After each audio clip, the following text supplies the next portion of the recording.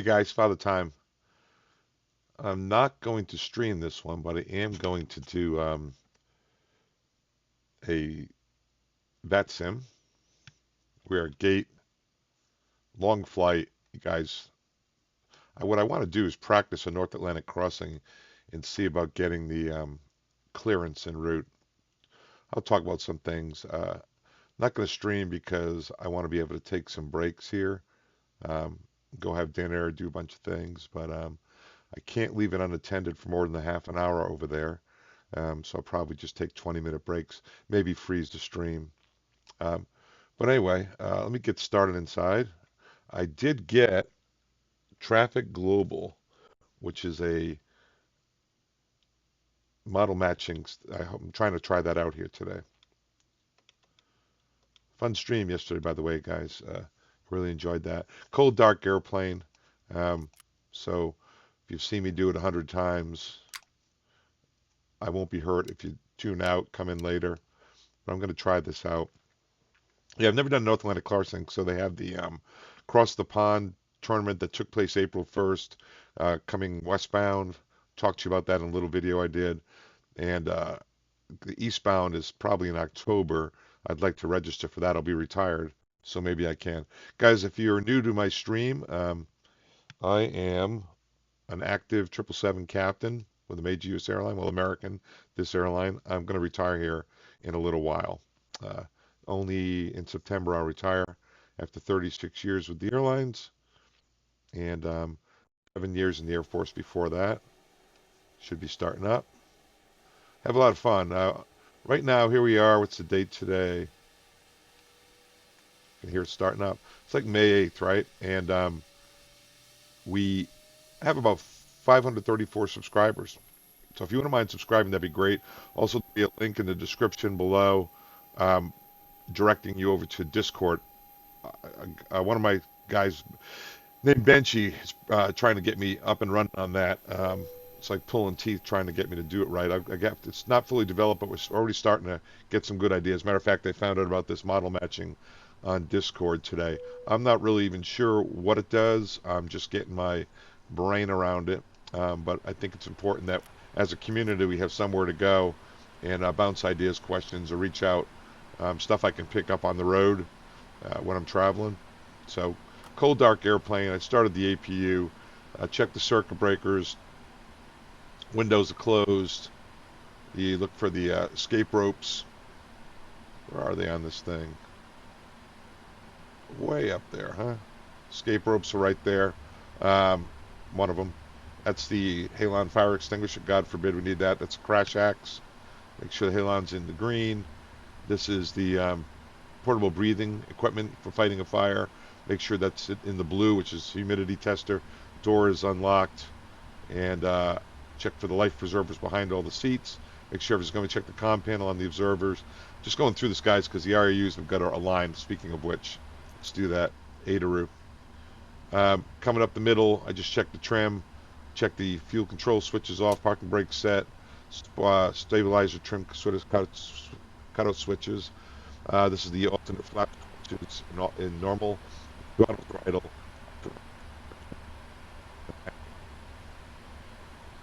Down. Kind of clicking around there, isn't it? Making some noise. I don't know. Hope it doesn't fail. Up top, we check the wipers are off before we ever bring power on the aircraft. Then we'd check the APU fire after we turn the battery on. Once that checks, we'd start the APU, which we have already done. Adaroo's on. We start up here. We're going to go like this, column by column. Adaroo's on. Everything here is in normal position. I did do a whole extensive explanation of the pre-flight with systems knowledge on it, if you guys ever want to look at that. Those are the packs kicking on, so the APU bleed is up and running.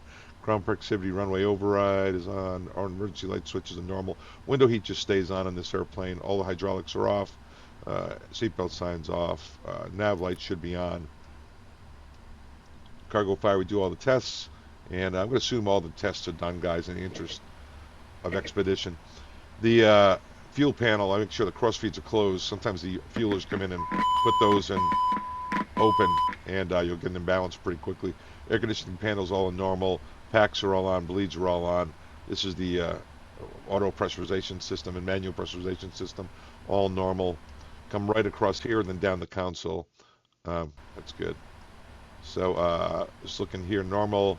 We could cycle this MFD switch to MFD if the screens weren't indicating normal. All the lighting, remember, keep it on the white dot, and then then you can adjust all the lights, all 8 or 9 of them, using the master switch as long as it's on the white dot. You can manually override any section by coming off the white dot.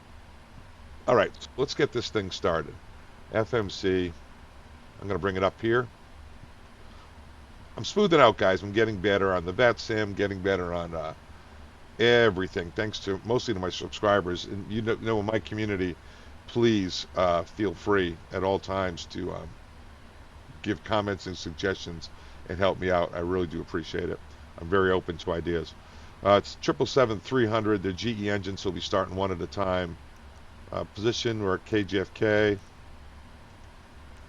Can't believe I'm starting this long flight at 5 o'clock at night. Clear KJFK.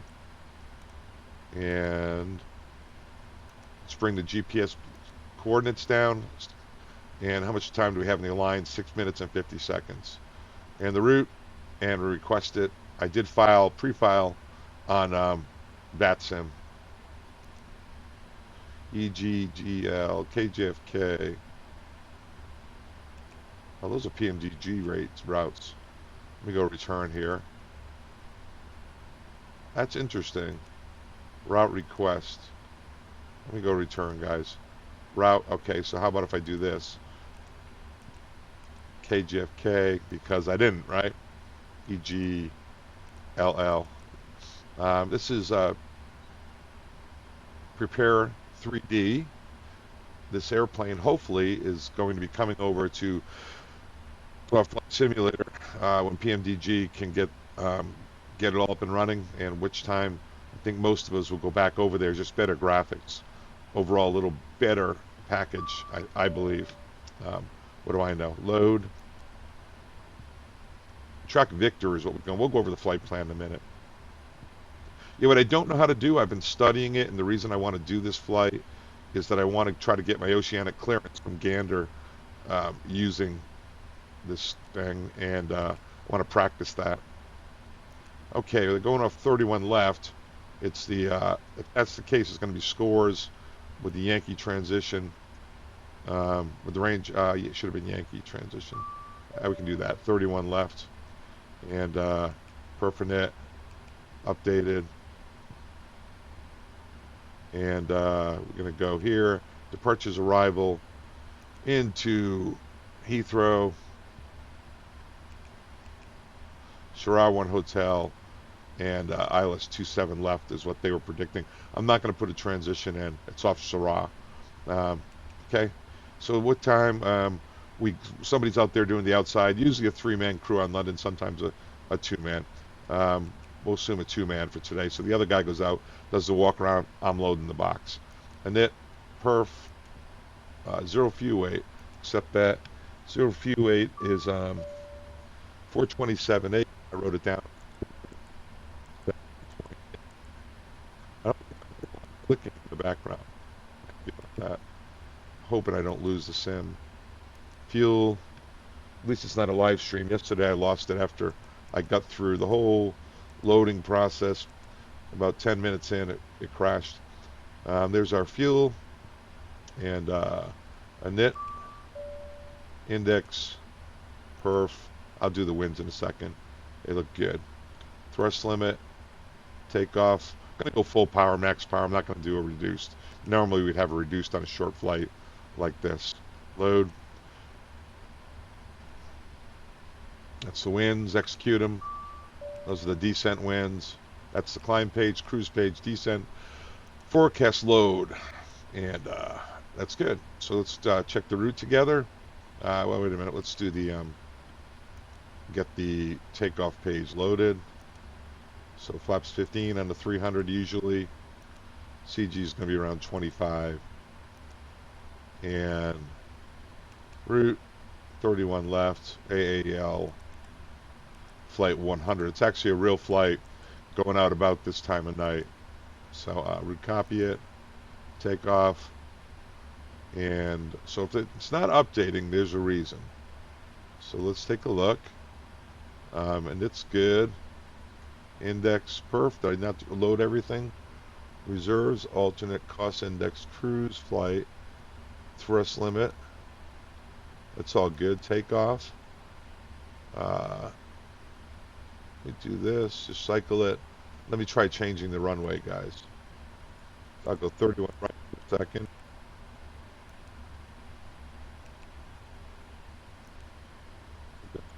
Uh,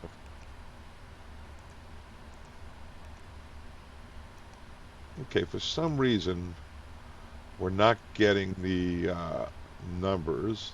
Parking brakes are set. Copy. Let me see here. And it. It's because the IRUs is still aligning. I thought we could always load it up. We'll try it. Try it in a little while. Okay. It's probably it because we still probably have 2 minutes of alignment. So now I did that. I come in. I did the overhead. Got the IRS is initialized. I'm going to start the panel up here. 5,000. And 315 is the heading. It's going to be LNAV departure.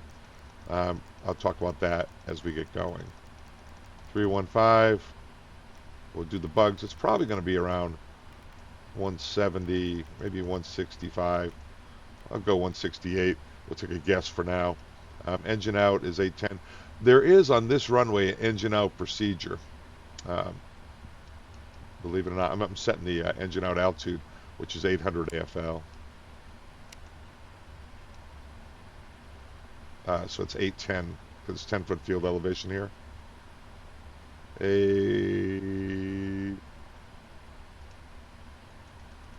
10. And I'm going to go LNAV, VNAV. Can't do that yet because we're still aligning. Okay, so yeah, 59 seconds. Flaps are up. We already talked about this. Throttles are off. Parking brakes set. Down here, you can actually load this up. I got to be honest, I'm having a little trouble getting it all set. Let me see. Let me do this for you. Okay, so KGFK, this is the 8 cars I'm setting up. Normally you do this on this FMC up here, but in PMDG it's down here. EGLL, estimated time en route. Let's put it in. I'll do this for you. It's not a route flight, by the way. Estimated time en route. Um, airtime 601.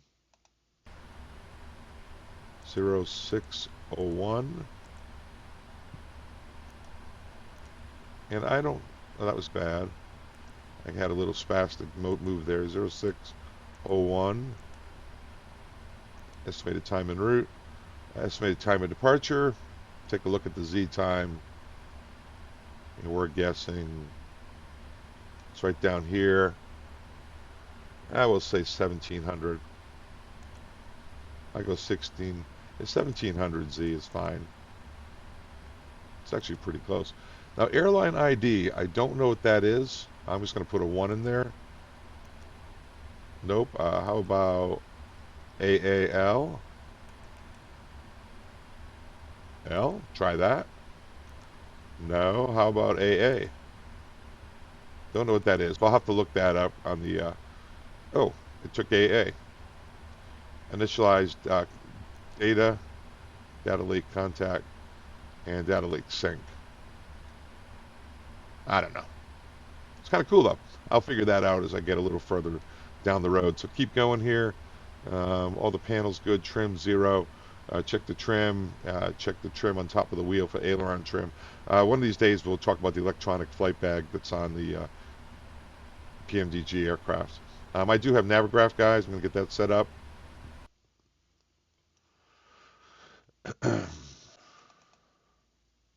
Just thinking about it. Why isn't it coming up? There it comes. Wake up, Navigraph. Sorry if I'm a little flat today. Kind of tired today, you know. So I gotta get my stuff together. You guys didn't come here to watch some miserable, cranky old dude. So here we go, and I did get the airport going here, And I can do this, and we've got the aircraft at gate 12 in Kennedy Terminal. One of the guys got me hooked on how to do this. So for 31 left, our planned takeoff brief would be going to push off 31 left. We'll plan on going out November Charlie for 31 left. November Charlie is going to be a left on Bravo, and usually they'll hold us short of November after we cross the bridge. Left on Bravo, short of November. And after that, we'll go probably Bravo to hold short of Kilo, at Kilo right here. And then when they clear us, we'll be cleared to cross 4 left at Juliet for 31 left. Okay. Before we get too far ahead of ourselves, I want to go on VATSPY. You know, London Heathrow, it's too early to see if their maps matched, but I know Kennedy earlier had is Philly, JFK, has a tower and ATIS. So let's get the ATIS freak. Okay, do that. So VATSPY, brief, go. AL100, I'm going to bring this over so you guys can see it. I'm going to sign on here with vPilot. Okay, connect AAL 100. That's a 777. I don't have a cell call here. Oh, there it is. Alpha Kilo Charlie Quebec. Well, that's cool. You know what? It's because Alpha Kilo Charlie Quebec. Man, I've never seen that before. So now let's connect. It's connecting. And this tower at 19.1. ATIS is 28. It's not coming up, the ATIS, but it was earlier. I'll get 19.1 set over here. Hope you don't mind seeing the whole thing cold dark. Some of my guys like it like that. 19.1, I'm going to put ground in. I mean, yeah, let's just put in 22.8 for Unicom, because right now I don't see a departure freak. And 22.8, 19.1, we'll have to get our clearance through tower. Hopefully he sends it. ATIS 28, 725, 28, 28.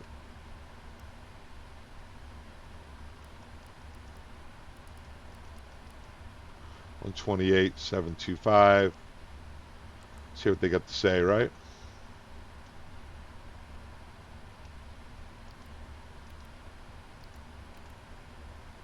Speaker on. Here it is. Kennedy Airport information uniform.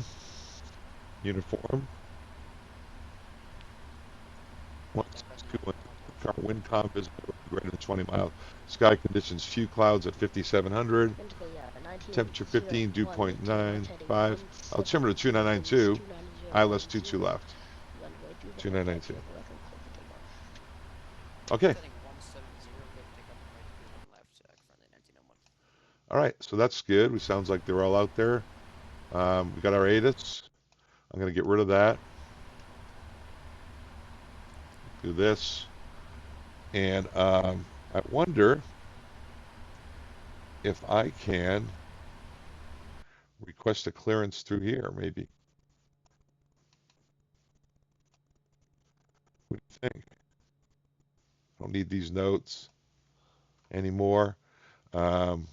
IFR, Bradley. Actually, you know what? I already filed, so let me just go to tower and I'll ask for it. Kennedy Tower, American 142. And I don't see, I want to make sure my mic works here. And it works. Okay. 28, 77, 8. Okay.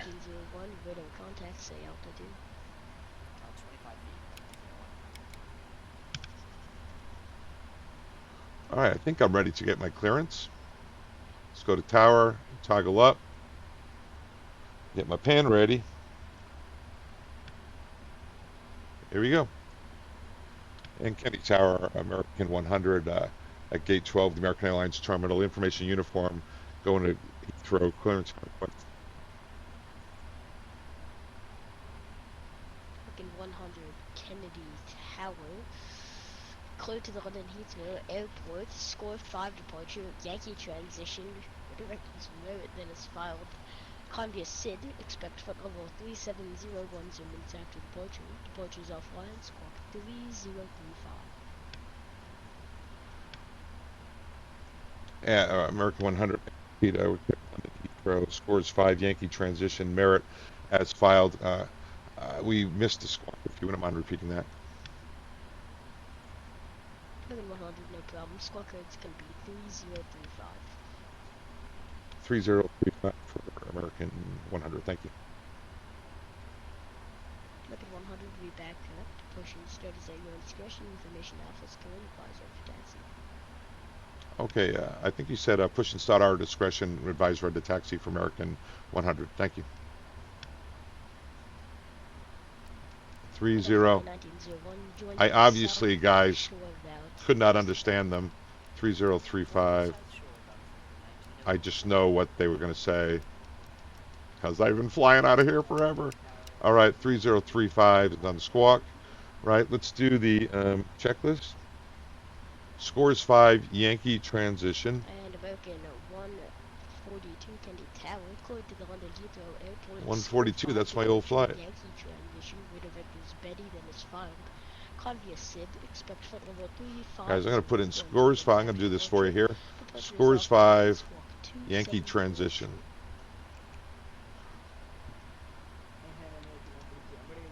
Okay. That's the departure, guys. It's a discontinuity. We would go through, obviously, on the route page, check that together. Let me show you that. We go to, we start off here, go to ident, make sure our database is current. It's good till the 18th of May. Today's the 8th. We make sure we get the correct position. We go to the route. We'd walk through the route. We track Victor, by the way. I'll show you all about that later on for the North Atlantic track crossing. Then we go to legs. We come up here. We go to plan. And while we scroll through, we check the nav display for any discontinuity. Now, we have a SID, so we check this against the SID. There's also an engine out SID that's not in this database. Let me turn off tower for a moment. But it's essentially the same ground track. They don't have it in the PMDG aircraft. One of the few things they don't have. So we walk through all the points. When we get to the North Atlantic, we would expand it and read the coordinates. Real aircraft, this would say north 4900.0, west 05000.0. We call it all out to make sure we don't have any half tracks or missteps. Anyway, we go all the way through, stepping through, and when we get to the end, one guy's looking at the flight plan, the other guy's walking through. Get to the end. We checked 3074, and if you remember on my flight plan, the distance was 3078. Pretty darn close, landing to the west out there. London's got full staffing. We're not going to be there for 6.5 hours, so who knows? Who knows what it'll be by the time we get there. All right, go back to map mode and come back up here. I'm going to be pretty deliberate on the ground here, guys, even though it's just me. I'm going to put you away, Mr. FMC. Oxygen is checked. The way this, I'm getting a lot of disrupted comms, so this may not work out. Parking brake set, fuel control switches are cut off. Before start, flight deck door is closed. There's a switch here and down here, and we check this one. Flight deck door is closed. Woohoo! Passenger signs on. Usually do that 10 minutes to 15 minutes prior. Passenger sign is on. See how it turned green? MCP. So what we do here is we check the 5 switches up. We got the 2 auto throttles, flight directors, and the autopilot. We did not set the bugs, so that's why we do checklists, right? I'm going to bring this up so you can see it. So 137, this in 58. Very low V2. We're going to have a very short takeoff roll with max power. We would have a reduced takeoff power. I could run the numbers using the iPad, but I'm not going to do it. Just going to max power. And it's looking for, on the TPS, we check this 104.0. This says 104.2 off the TPS. We go to page 2. Engine out is 800, excel and thrust reduction. That's an NADP2. NADP1 would be in Europe, and that would be a 1500 thrust reduction, 3000 excel. Engine out usually about the same. Of course, we change the altimeters from inches to millibars. And that's it, so that's all checked. Let's put that away. MCP is checked. Takeoff power, we already just checked that. CDU pre-flight, we did that. Trim, maybe 4.5 up, that's good. Taxi, brief, and beacon. Okay, Bob, who's very quiet. If you guys fly with me, you know Bob. I always fly with Bob. He's extremely quiet. We might take off my abort. Anything, you got anything for me? We usually ask for the biggest threat. And he would say, yeah, we got a threat. As we go left on Bravo, hold short at Kilo. We can't cross 4 left without permission. We have a crossing point. That's a hot spot. Okay, thanks, man. Anything prior to 80 knots, call it out, Bob. We'll execute the abort between the 80 and V1. If it's an engine failure, fire, or overheat, we'll abort. Or predictive wind shear, or if we can't control the airplane, or someone's cutting in front of us. But between 80 and V1, pretty much in the go mode. If we happen to blow a tire, we'll take the problem airborne, keep the gear down. And 3,000 feet is a good altitude engine out. There is an engine out procedure which will pop up or activate it. It pretty much follows this ground track right here, climbing up to 3,000 on the for the engine out. We'll come back in, land on the long runway. So the one we're taking off on 31 left, but we can always go to 31 right. We do not need to dump today. If we do have to engine failure, it'd be 810 engine out acceleration altitude in LNAV. And although it's VFR out there, guys, we could just do it VFR. You can always be pilots and say, now we got this. We'll clean it up in VNAV, and we'll clean up nicely, and we'll come back around and land, run all the checklists, and not in a big hurry to get on the ground. Any questions? No questions. All right, we already got permission to push back. Otherwise, Bob would say, Kennedy ramp, American 100, gate 12, request push. American 100, Kennedy ramp, you're cleared to push. Which way should we go? I would be going out November Charlie. November Charlie, and clear to push and start engines, American 100. All right, so I go counterclockwise. We go clockwise, right? I'm putting the pumps on, prevents fluid transfer. And the reason I'm not putting on the center is because there's no fuel in the center. Let's take a look at the fuel. You do not put any fuel in the center until the wing tanks are full and the cross feeds are closed. Looks good. We needed 16.1. We have 16.1. Our min takeoff fuel's 114.6. So we'll keep an eye on that. Do that. And then my last thing I do is a beacon. Bob checks the doors. And I think we're actually going to have a problem with the doors, aren't we? Flight attendants usually take care of this. So we need to come in. That's why we do checklists, you know. Doors, close all. And when it comes up, we'll arm all. Also, while we're waiting on that, let's go down here and FMS actions, ground connections, remove the chocks. And now the doors are closed. Let's go back in here, FMS actions, and doors, arm all. And the flight attendants will go out there and arm. Let's take a look outside. So we're going to plan to go out November Charlie, which is over there. So our plan of attack is to push back, nose to the right, go out, and we'll plan on left on. See this bridge over here?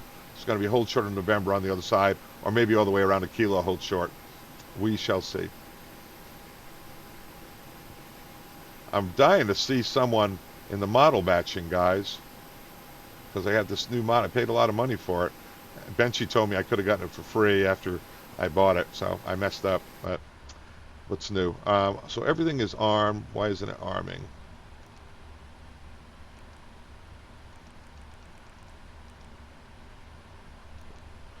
I think it is armed, right? Return, ground operations, Everything's chokes are removed. Return. Oh, ground operations. Pushback. Chokes removed. Okay, we'll assume the doors are armed. They probably are. And engine shutdown. Okay, I think we are ready. That's the checklist. Let's make sure before we push out of here. Before start checklist is complete. This is before taxi. All right, we're at clear to push, so we can go down here. This is pushback. It's kind of fun not doing a stream because I don't bore you guys as much. We're going to push back standard nose to the right, standard L. I would do, yeah, we'll do an L. And how many degrees you want to do? Let's get a tug over here. And let's go, I'm going to try something before. Let's go 95 degrees. Let's go 100 degrees. I want to see if that works. If it'll take it. Stops at 90. Okay, let's get out of here. Go ahead. We've been cleared for pushback and start. They want the tail to our left.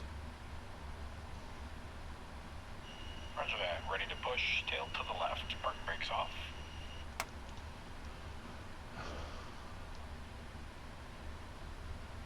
Brakes released. All right, guys. So they're starting to push back. And we're going to go tail to the this way, nose to the right, and we're going to taxi out and probably hold short at Kilo. Brakes released. Here we go. Want to make sure we're moving. We're moving. We're clear to start. Let's start engines. I was doing a live stream. I didn't start engines one time. Another time I didn't put the flaps down. So my guys thought that was pretty funny. So we start the left engine first. I know some airlines start the right. Setting the trim down here at 4.5. All right, usually what we do is we monitor engine.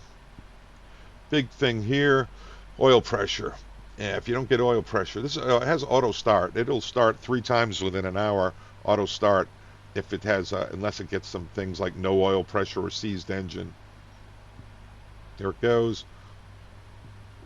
So me, I'm personally really looking for that oil pressure to start rising. There it goes. So I know we have oil in there. Movement. When this little red tick goes out, that's a full start.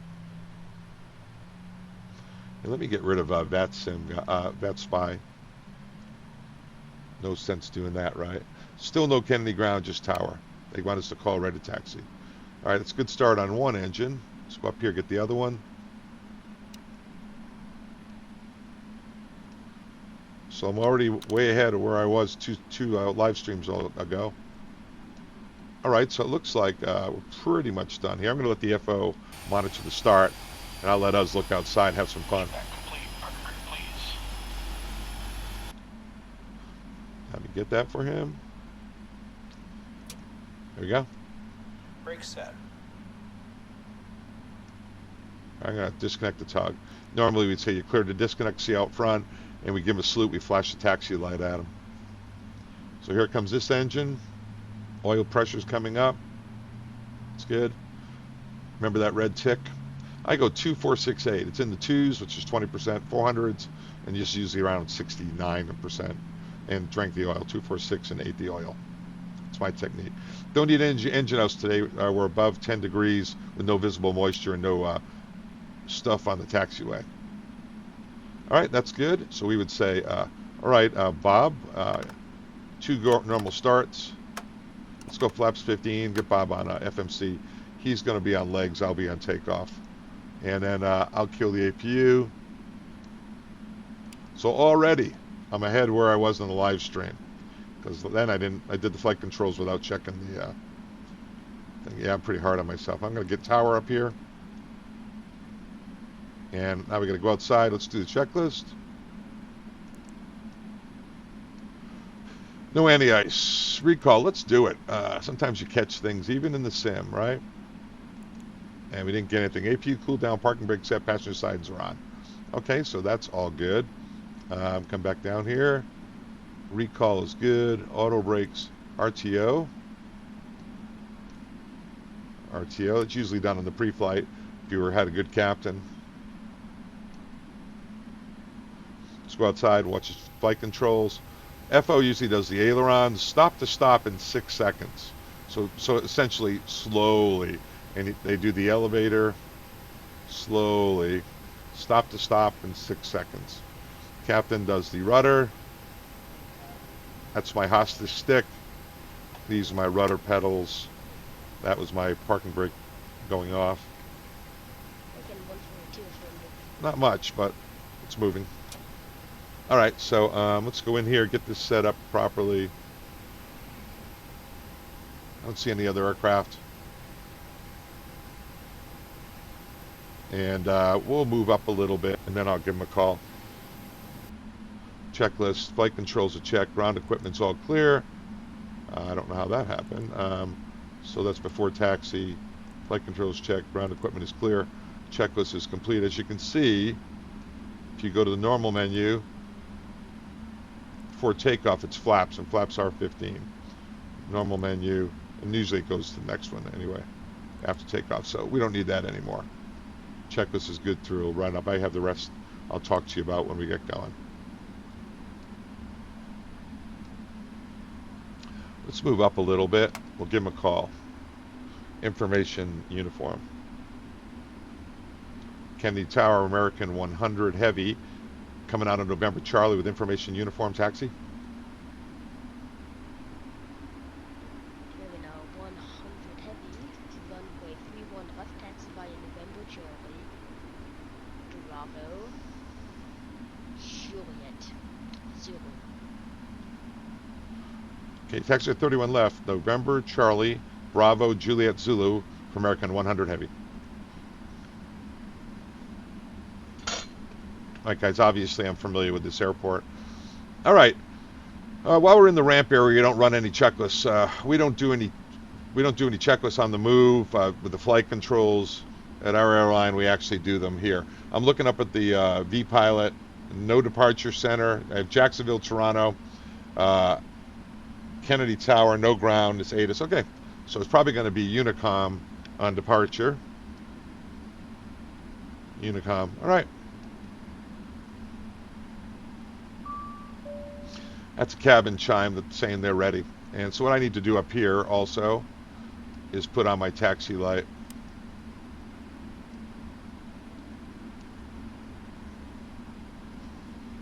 Yeah, I hope I get the model matching so I can see if this thing is working. So I installed it. I don't know if I have to have it on in the background. Maybe I do. Maybe when I get up here, I'll take a look at it. I thought it might just probably ran automatically.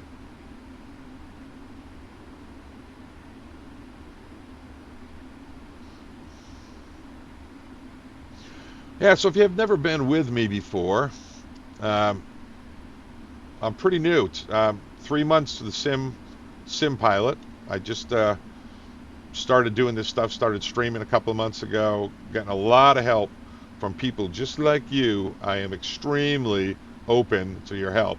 So you can join our Discord, you can sub, you can leave comments, suggestions, laugh at me, and everything. Very nice community though. 534 of us as of this flight. A bunch of great guys and girls, by the way. All right, this is a bridge, so you never want to stop on a bridge, by the way. Left on Bravo, Juliet, Zulu. Usually they have us hold short at Kilo, but obviously no one else is out here.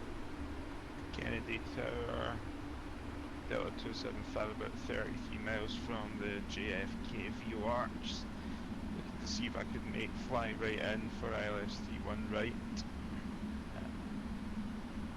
That guy sounds exhausted. Station calling, this is Kennedy Tower. I don't control any of the airspace until you are on established on the ILS approach. This guy sounds, this controller sounds very young. Pretty cool. Roger, thanks, Delta 275.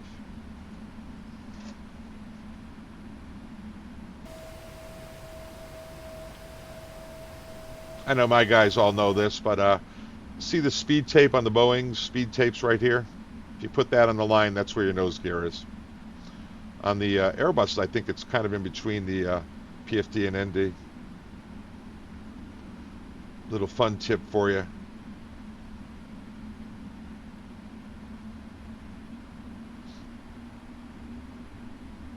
Yeah, I'm really enjoying the live streams. I've only done 2 of them. Great interaction with the guys.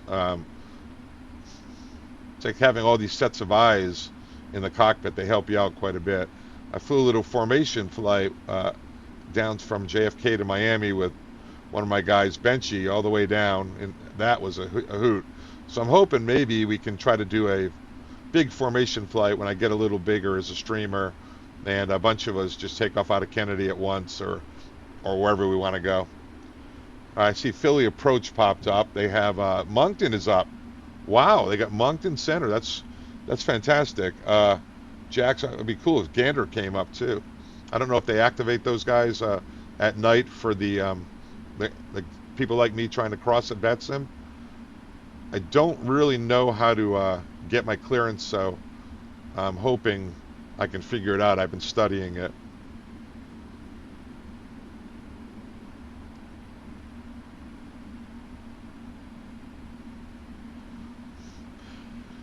All right, here we go. Out to let's go through a takeoff checklist. So takeoff data and bugs. The FO would read weights, winds, and temperatures.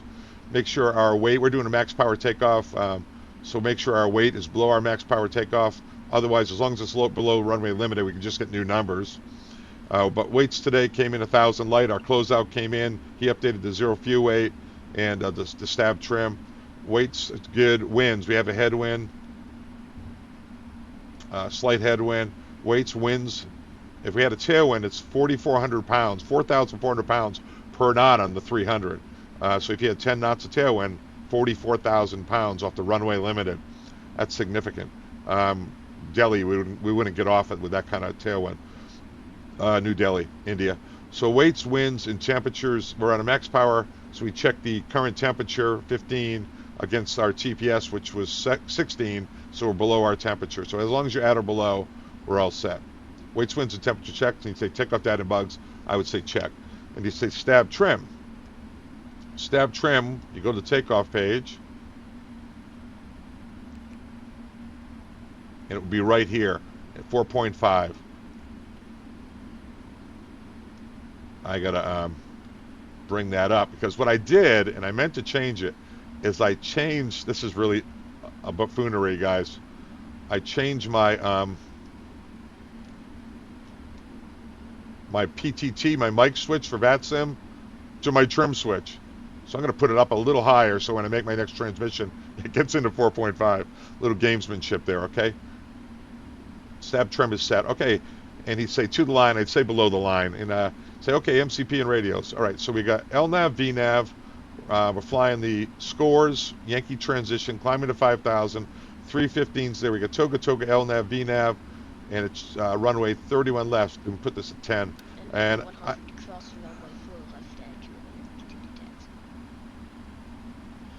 American 100, cleared across 4 left at Juliet, and going to Zulu for 31 left. American 100, heavy. I think he said cross at 4 left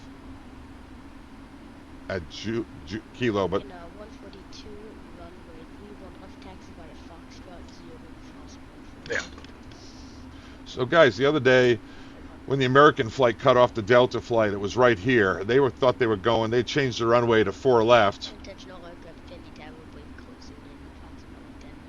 All right, we got the tower. So they had briefed up 31 left. They were going to 30 left. They changed to 4. So all they heard when they said turn right on Kilo, cross 31 left, they heard cleared across and go into 31 left. And they crossed here. What the active was 4 left, just to mess up. You know, it was a fine crew as well. So stuff happens, mistakes happen. So MCP radios, so they would say checklist complete. And for me, I'm going to get the I'm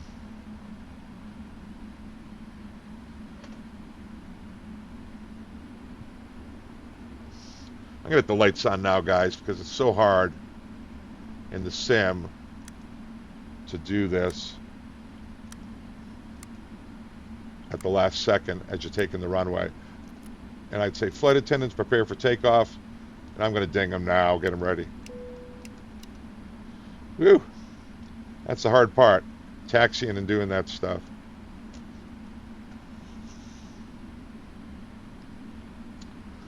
All right, so we're done. Going to do LNAV, VNAV, fly on out. If we lose an engine, we'll file it in LNAV. Pretty much the same ground track. And climb to 3,000, come back in, long runway is this runway. Any questions? They would say, negatory. He told me Zulu. I believe that's the 1, 2, 3rd right here. American 100 Heavy, we're ready for takeoff on 31 left. It's now established on localizer. 275, are you established on the B1 left localizer or the B1 right localizer? Established on the 3-1 right. 275, winds 300 at 12, gusts 20, over 31 right, clear to land. Runway 3-1 right, clear to land, Delta 275. And American 100, winds 300 at 12, gusts 20, runway 31 left, clear for takeoff. Clear for takeoff, 31 left, American 100 Heavy. All right, clear for takeoff. Final is clear. He's going to the right side. I should have traffic on here. Thought I did. There we go. Never did get to use my model matching.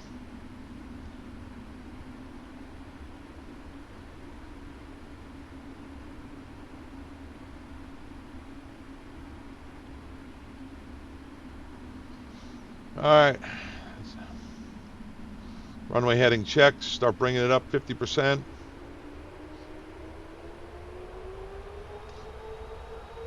And Toga. Airspeed alive. Going to be a short takeoff roll, guys. We got max power and a light aircraft just going to London today, so 89. Cross-check airspeeds, no clog, pre-static system today. Rotate. Speeds dropped out. Oh no, there it is. Positive rate of climb. You're up.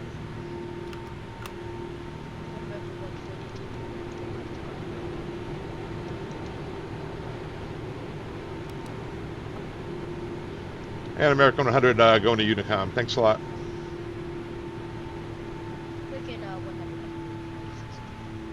Yeah, I'm having trouble hearing you. It's my headset. So thanks very much for American 100. Good night.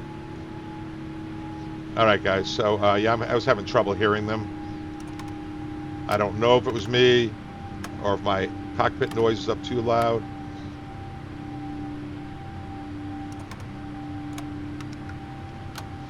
You know, this is doing something funky here. Very funky. It is not accelerating. Got 2 good engines. It is not accelerating. What's going on?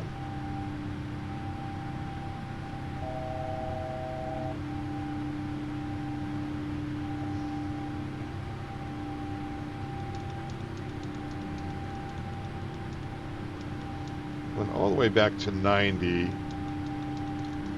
which is really low. And it might have been having something to do with me not putting the speeds dropping out in here.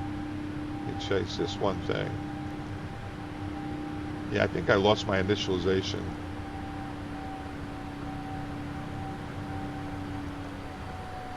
No, it's in there. There's 5,000. I'll climb up in a second, guys.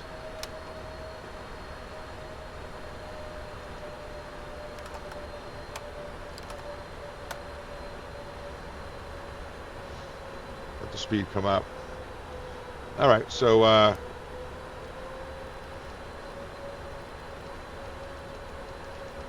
gonna bring it on up here. American 142, winds 300 at 12, gusts 20, runway 3 left. And what I'm going to do is go direct to Hartford. And I'll go to Unicom here in a second, guys. There we go. Yeah, I'm not sure what happened. 90% from 104 is pretty low, but not sure why the power went way, way back. Something was funky. I did have my numbers set, and they appeared to drop out on takeoff roll. Maybe I never got them back in there. I know I did, but something was wrong. So anyway, let's see what altitude we're going to. We are going to max altitude recommended 37. We'll go all the way to 37. Funky.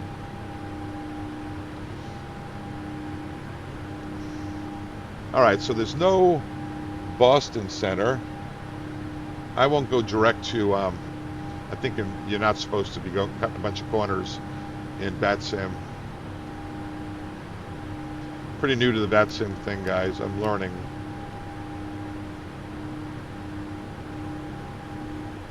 Let's get the heading over there.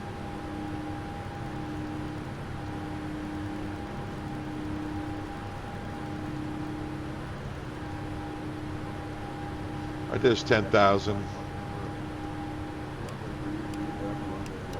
They're de-sterilized.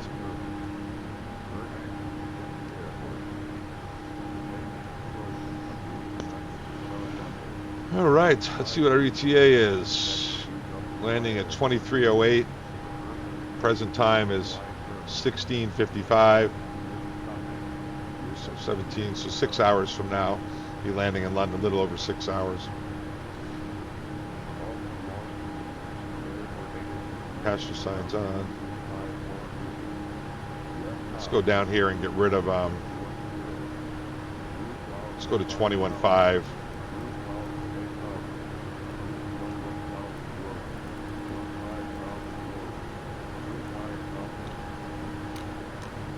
That's good, huh?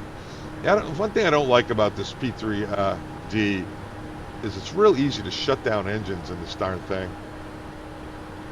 See how it's shutting down now? Just when you're clicking and dragging across, it's easy to shut an engine down, which I just did. But it's going to restart, guys. We'll let it restart and go. I saw a Delta out here somewhere.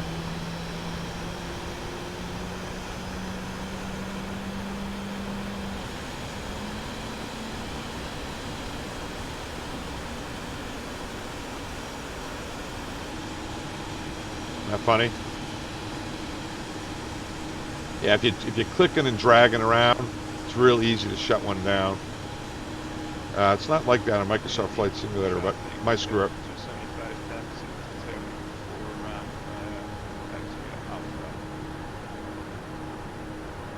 I am having such trouble with my sound here.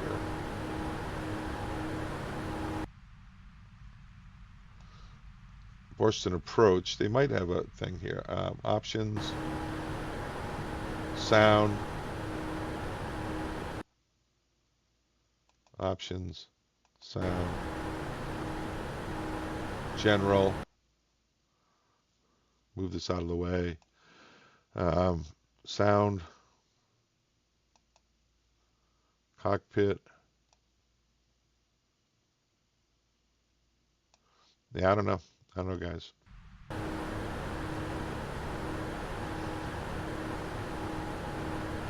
All right, climbing to 37.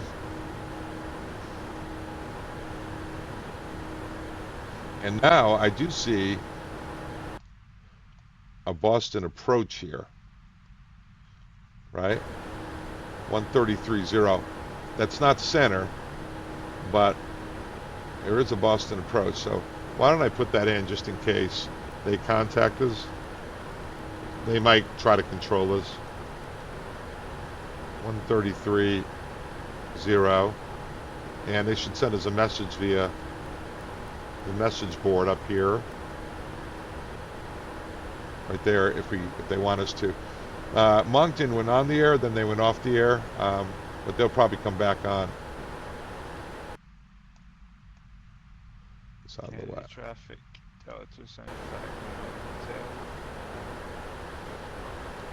I'm gonna put the weather on, guys.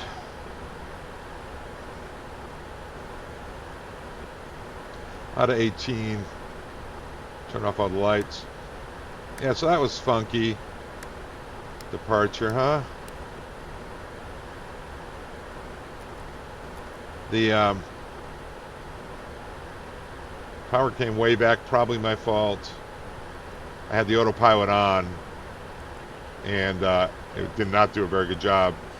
So I had to intervene, take it over, and fly it out of there. That's all. I think it's because it went from 104 down to 90. You can see now, look at the power setting. 97.1. Like, even if it was, we were so slow, even if it was trying to level at 5 and had gone into L capture, it would not have come back that far because it still had to accelerate. But for whatever reason, it decided to go all the way back to 90. Here we are at 97.4. And that's why the aircraft could not accelerate at that speed, at that power setting. That's what I'm guessing.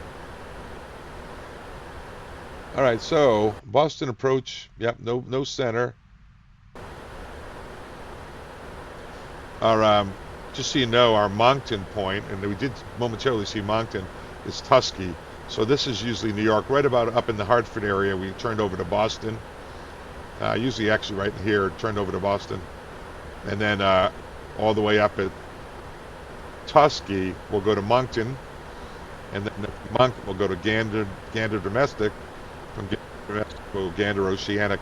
At 30 West, we'll go Shanwick. And then London Control and on in. Those are our sectors that we'll pass. I actually had a handout. I'll show it to you when we get going that I was working on for these crossings. I'll brief you on what I'm doing in a little while. Just get up here.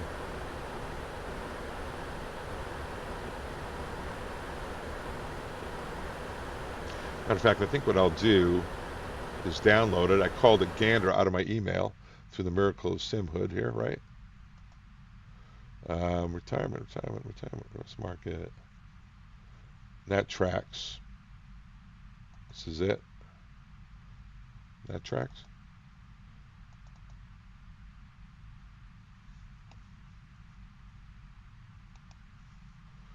That's it. That's my handout. We'll take a look at that in a minute. I was just working on that. I actually didn't intend to fly tonight. I just came down here because we're kind of getting late to dinner. I thought I'd get us up and running on our way to London. Let's see if I feel like finishing this bad boy tonight. What I really want to do is find out how to get my Oceanic Clearance.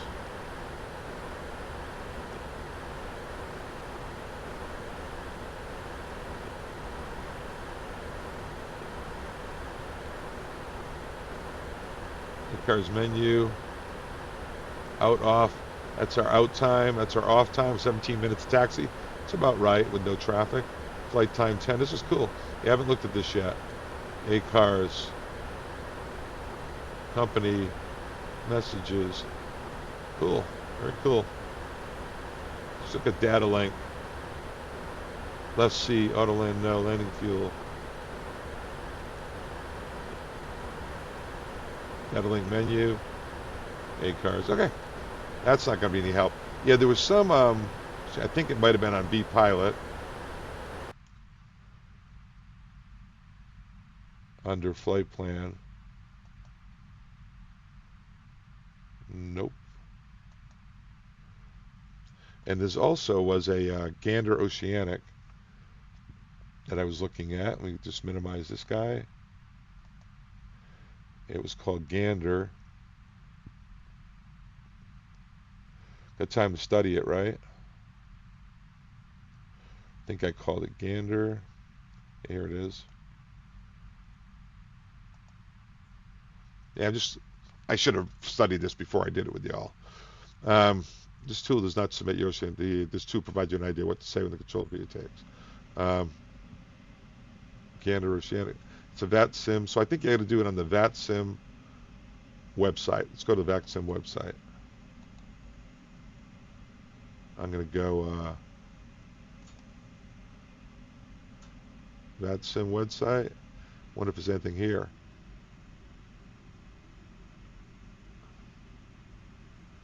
Dashboard.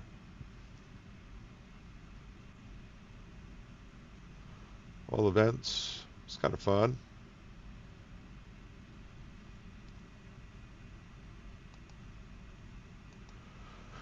Let me see. Gotta use that. Dashboard. Members, VATSIM vacancies, flight planning,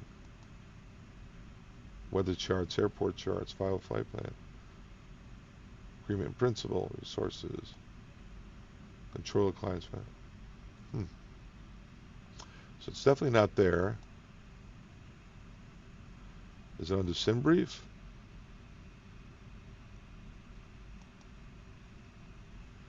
No.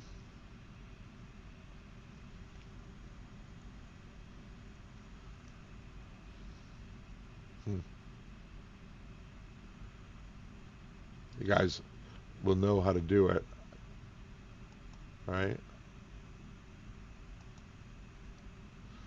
Yeah. We'll talk about all this.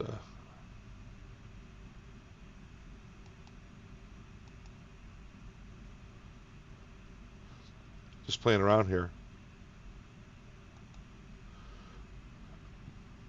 So let's try this Gander Oceanic thing again. Roster, news, events, pilots, position report generator. There's our current tracks. We're going on Victor. Oceanic Clearance.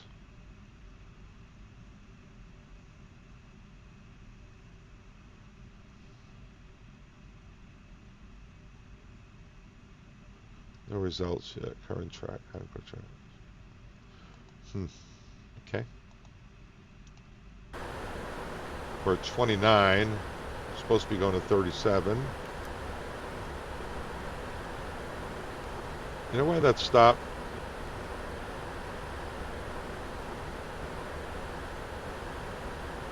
.38 rather.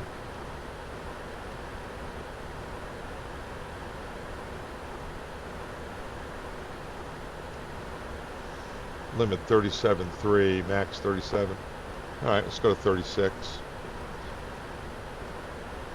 Usually try to stay 1,000 below the max. And I'll put in 360. Usually if you push this button, it's it up, but not now. 36.83. It's climbing on up. Let's go back over here, make sure we haven't missed anything. Boston approach. Atis, Philadelphia ground, Boston approach. Toronto, Moncton. Oh, Moncton's up. 32.2. So that is definitely going to be, this is approach and departure, not center. What we contact at Tusky. Mode C, flight plan settings.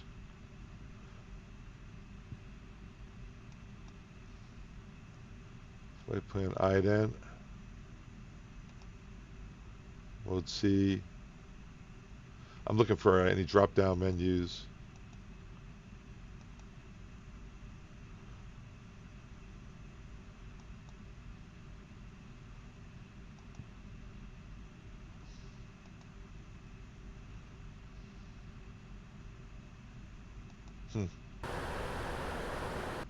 Sorry to do this to you guys. I'm having a little time here trying to figure things out. All right, so here we are. Yeah, this is Oceanic. This is Guide to Setting VATSIM Crossing the Pond. Let's take a look at this. Edit copy, right? Edit paste.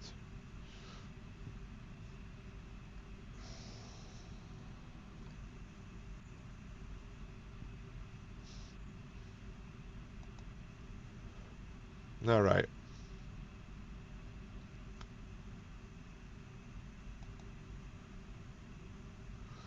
I was looking how to get the clearance here, guys.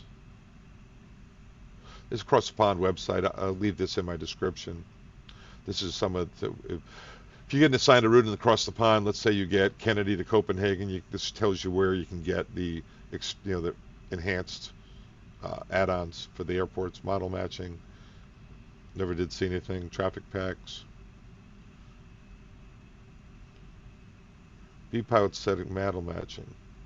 Let's go up here. V-pilot settings. Oh, wait a minute. Let's go over here. Settings. Model matching.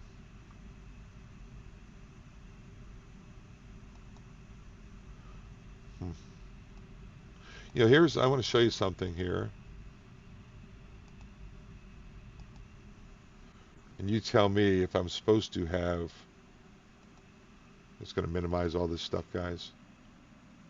Maybe I was supposed to, active sky, traffic global. Is this supposed to be on while I'm flying? Yeah, maybe it was supposed to be on the whole time I was flying. Yeah, probably was. See, P3D. I probably should have had that on. Yep. All right.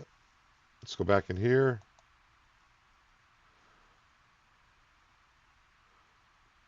That's in final and applied plan, best practice. I want to see how to get the clearance. Yep, just took off, figured it out on the way. Of course, I know how to do it in the real airplane. Oceanic Clearance. I'll explain all this stuff later, guys. I watch these things. Virtual Norwegian Oceanic Clearance. Let me see something here.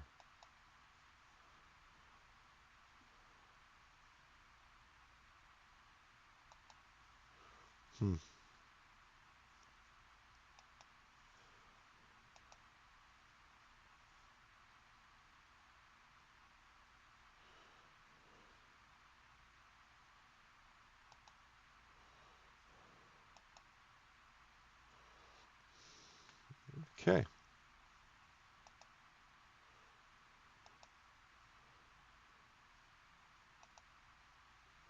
I was looking to see if flight planning, satellite weather charts, airport charts.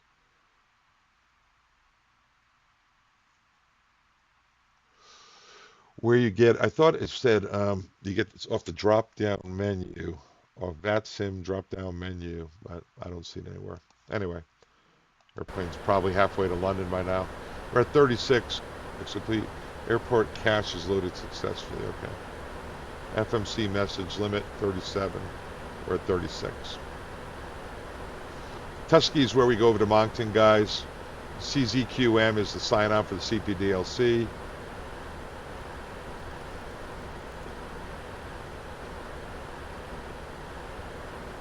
I don't know, maybe Moncton can give us the clearance.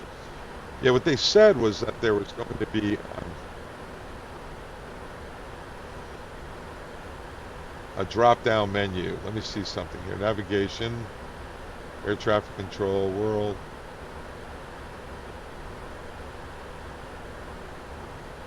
I wonder if you can do it on Navigraph. Right, let's check. Pinboard settings. I'm sorry to bore you with this, guys. I'm just really probably shouldn't have made a video. I'm just trying to learn how to do some of this stuff. Let's see. Options, flight mode, IFR, KO standard chart mode. Don't want to do that. I want to export it, right?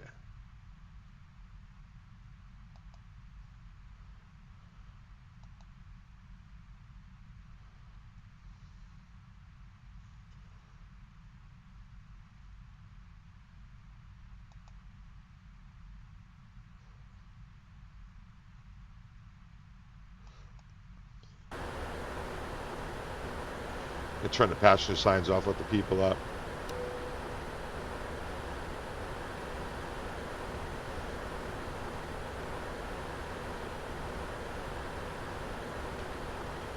All right, so there's no cruise checklist. We do the wind update here. Do delay codes. There is a cruise checklist in the real airplane, not on this one. Cruise checklist, though, it does have items like update the winds, put in delay codes that tells the company why you were delayed. Uh, it has APU reliability check if you had to do one, those things like that. I'm going to talk next momentarily about the things we're thinking about. Here comes our winds. Get those loaded.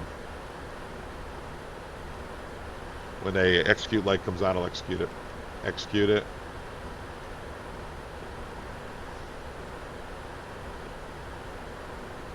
Okay, let's take a look at this thing.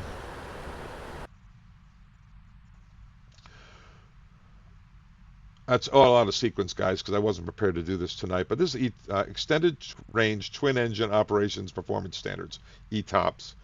Um, it's based on a system. See this little section in here? If you're there's a 435-mile circle coming from St. John's, Newfoundland, or on the other side, Shannon, and in between those points, it's right here.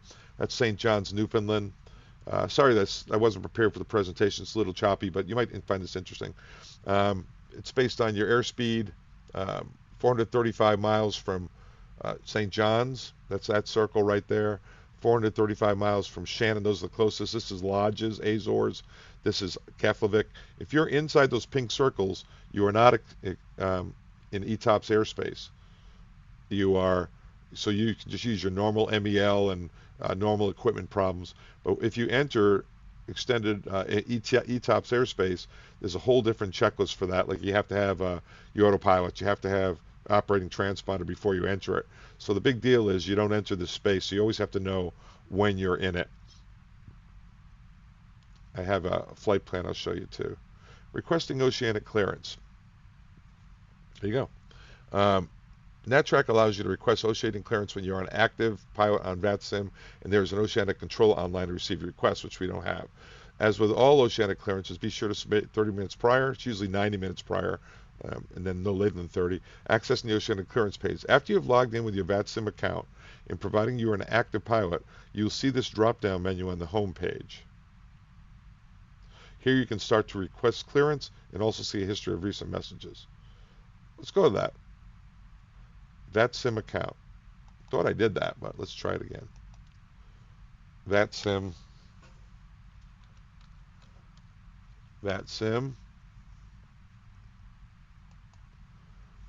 Get started with VATSIM. My VATSIM. Oh, drop down menu. I don't see any drop down menu.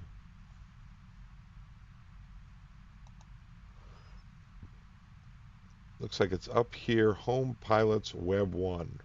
Home Pilots Web 1. Home.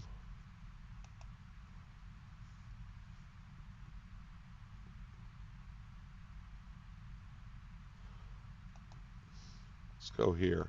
Dashboard. Flight planning.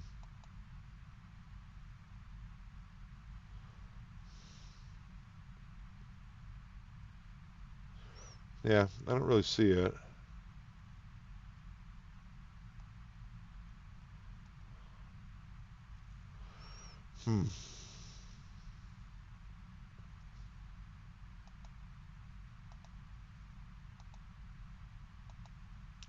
Maybe it's under the flight plan. You know,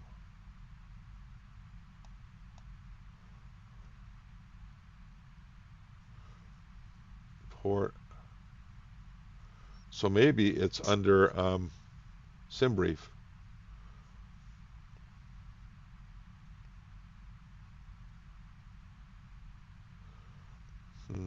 Nope, I don't know. Interesting. That's why I wanted to do this, because I don't see any place it's on. ETOPS. So for today's flight, guys, here it is. That's St. John's. The reason why that's important, it's at the most east point. This is Greenland, Sandstrom, I think it is. That's Keflavik. But that's a 435-mile circle. That tells you when you're entered this ETOPS airspace. This is off Shannon because that's the furthest west position. So in here is where you'll be in ETOPS and you have different requirements for your equipment. The airplane doesn't know it. You have to kind of track when you're in there. If you ever had a problem, you'd say, oh, we're in ETOPS now. So if you had you'd have to report it if you couldn't enter this airspace if you're missing certain equipment. Keflavik's up here, that would have a circle around it. So that would make this a little tighter space, 435 miles. Our en route alternates are a little different here, but they are, let me see here. In this case, it happens to be St. John's, and then Shannon, Manchester. Those are our alternates. Sanderson. That's very unusual to have that as one of our en route alternates. Our actual alternate we get there is Manchester. ETOPS fuel required. I'm just trying to find out where you possibly VATSIM IVO pilot edge postcards. No. ETOPS alternate. Yeah. So these are the alternate. These are ETOPS alternates for Sanderson up in Greenland, which I've never had before. EGDM. Don't know where that is. This is London. That's Manchester. Boscombe down. BPDF. I know it's uncomfortable not paying attention here, right?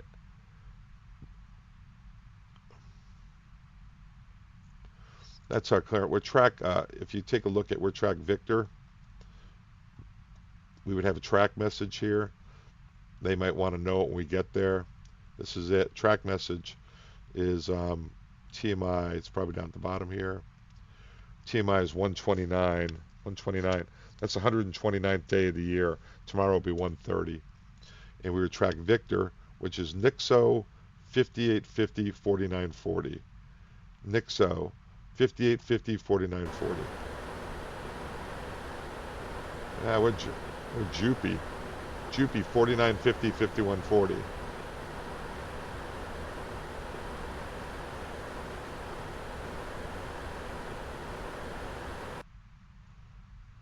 Jupy. Let's track uniform. Did we file track uniform? Track Victor. Oh, oh no. So we're supposed to be going from here direct to, this is hysterical, NIXO. NIXO 4850.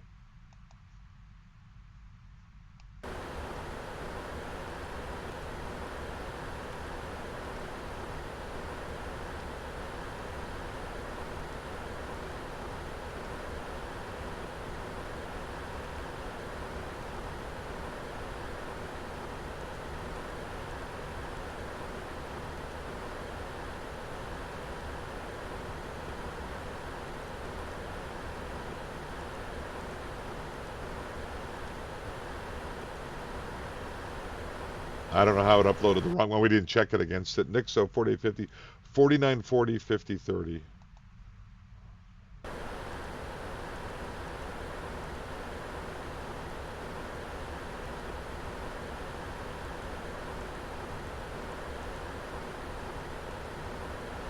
.30 West is Gander. Too funny, man. 5030. All right, so what's next? 5120 Denim LSOX. 5120 Denim LSOX.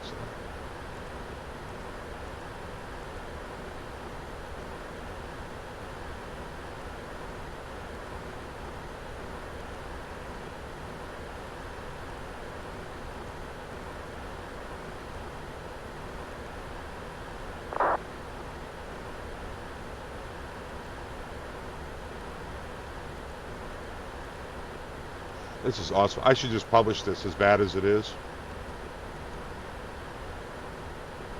5120 Denim LSOX.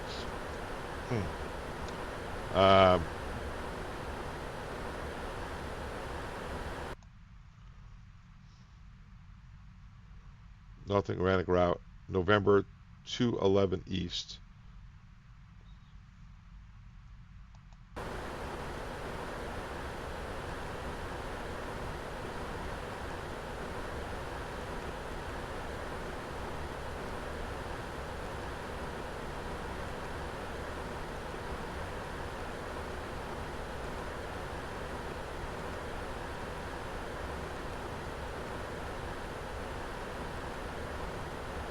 let's go in here. So let's look at something here, guys.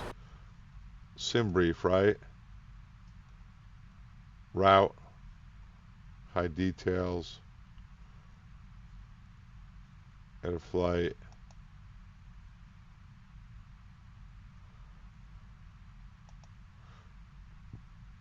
All right, let's look at something here.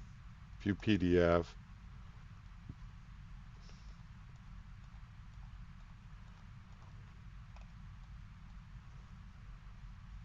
Denim LSOX. Evren. This is so bad. I'm kind of liking it though.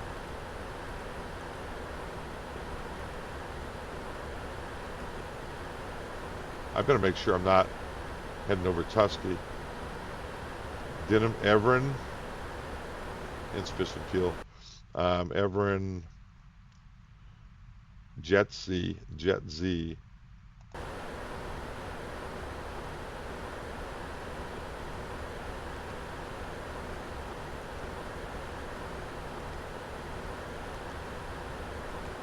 Olgan.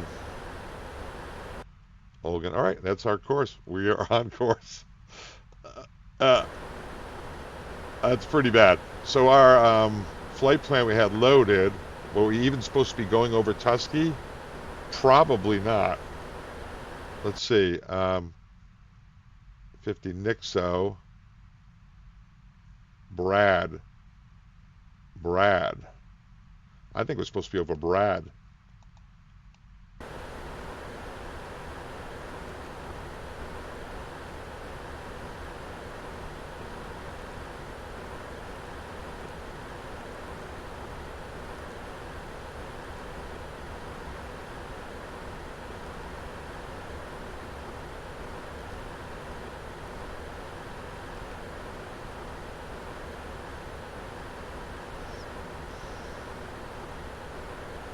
Okay.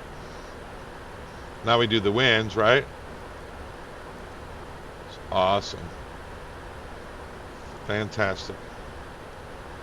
Our flight plan is now updated. So what happened, guys, was that that was the flight plan I filed on VATSIM, right? This one is the one I filed. But when I uploaded it into my machine, it put in track uniform instead of track Victor. So now we've corrected it to track Victor. Load. We may have gotten away with it on VATSIM. Naturally, air traffic control would have been, where are you going? Because they would have thought we were going to Brad. So we have it refiled. Kind of a fun thing. So I still don't know how I'm going to get my Oceanic. All right, the winds are all in there now. Brad, Nixo. 1859. So we're not coasting out for another hour and a half. So I better get the VATSIM up here, a V-Pilot, Moncton Center 32.2. Guys, that's going to be at Brad. I'm going to go ahead and get that all set so I can hear. All right, so we got let's see over here. Moncton Center, that's CZQ, and we would sign on to CPDLC, Moncton Center 32.2. Boston never wanted us. We never got any messages. That's Moncton, ATIS. That's Halifax, Nova Scotia, ATIS. That's Boston, Bedford, Mass, ATIS. Boston approach. So nothing much to do here. Yeah, so I thought we would go onto the VATSIM file a flight plan page, you know, and be able to get a clearance off there.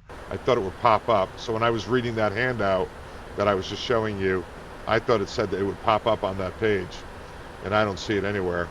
So Moncton is the controlling agency once we get over Brad, and somewhere before Nixo, we'll have to go to Gander. He may just maybe Moncton will give us our clearance. Usually it's Gander, Oceanic, and they give you a cell call, and you go over here and get your cell call checked.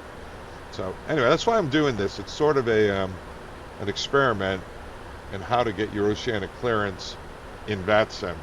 Normally would be a Gander Oceanic. Let me see something. Let me see if e.g. Gander Oceanic. Let's see if there is a controller. Let's see if we can do this.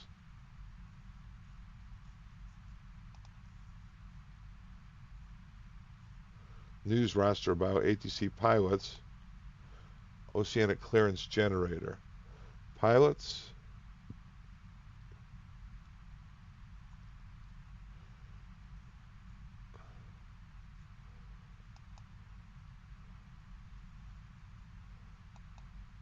Let's just do this.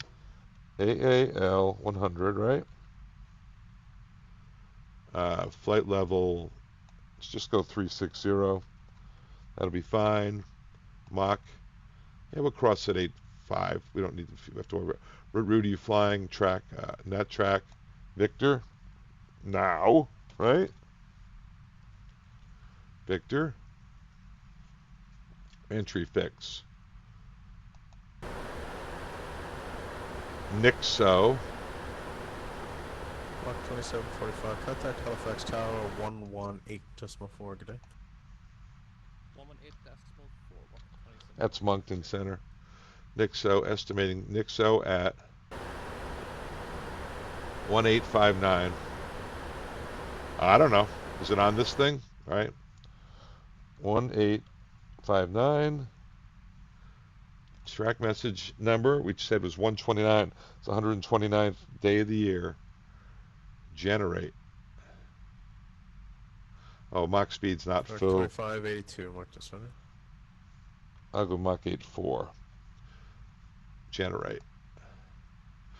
AAL 100 request clearance track Victor estimate Nixo. Generate. All right, so Block that's 2582 is cleared to the Gander Airport. Actually, I have you listed as Washington. Just want to confirm it.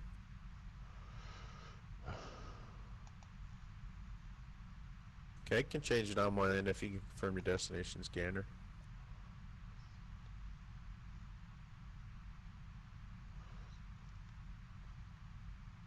pretty cool.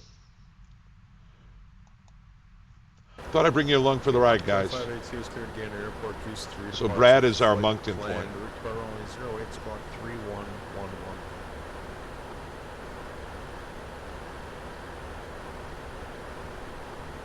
I don't know. And I'm looking over here, guys, every time. 111. I'm looking for 2582 anything for me, and there hasn't been any messages for me. Yeah, and, the only thing. do you need the 2200 weather? Yeah, I bought Moncton Center 32.2. That's the only one. That's actually the frequency we use out there, too. Moncton's like the nicest, most pleasant controlling agency on the planet Earth. All right, we got time for a couple more little things here. This is my little handy-dandy thing. So these are the eastbound tracks. These are westbound tracks. They change daily based on the winds. Today, these aren't today's tracks, but we're track uniform, so it goes Alpha Bravo Charlie Delta Golf. Sometimes they have half tracks in between for the really heavy days. Gander Oceanic Clearance. Fill out the form. You see this form for flight details? Yeah. Yep. Filling out the form, call sign. Yeah, where is it? Gander Oceanic Knowledge Base. Yeah, I don't know. Anyway, that's the ETOPS that we talked about. Tracks. These are the sectors. New York. Sometimes you get your clearance on the ground in New York. They give you the Mach and the flight number once you're airborne. We're coming up over here, over Moncton, entering Moncton area, entering Gander, and eventually at 30 West Shanwick, on into London Control. Halifax Airport.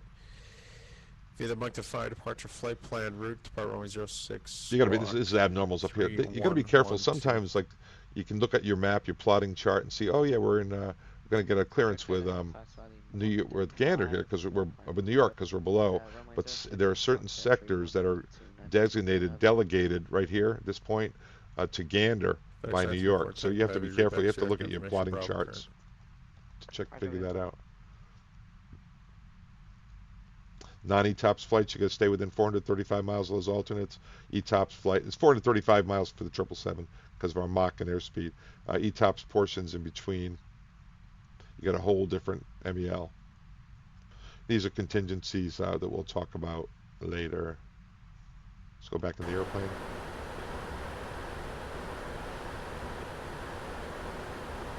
You know what I should do? I should remap my push to talk switch while I'm here.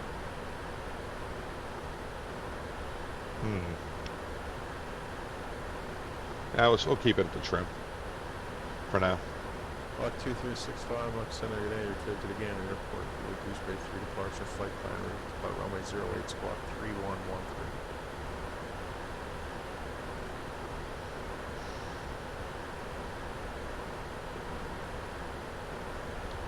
Squawk here, 2365, your back sky. Yeah, cockpit noise is kind of high, huh? Go options up here. Graphics, general, sound, cockpit. Maybe it's the environment.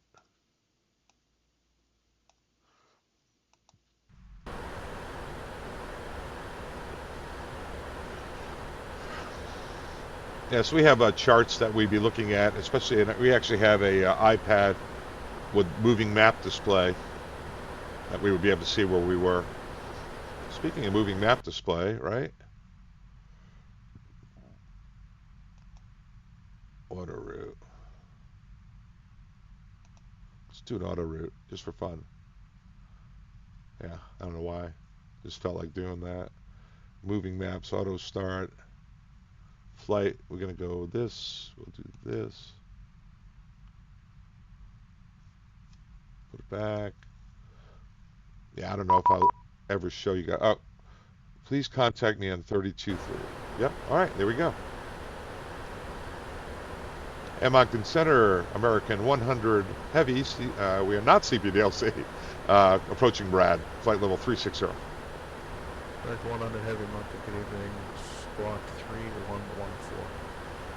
3114, good evening, American 100 Heavy.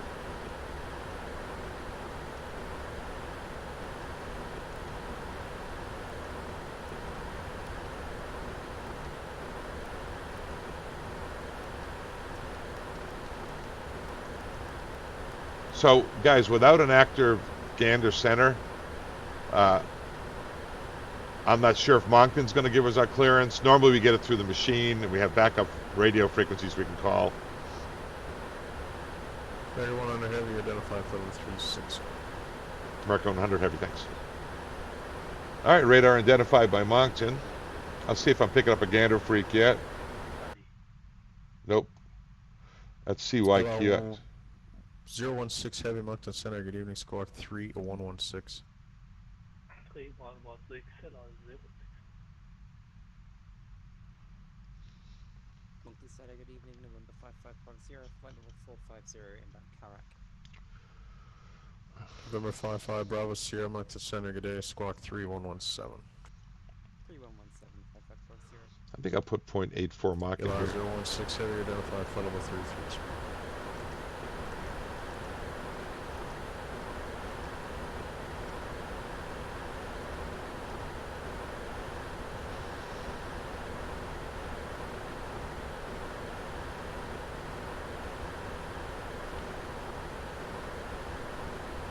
Yeah, so Moncton controls this area, guys.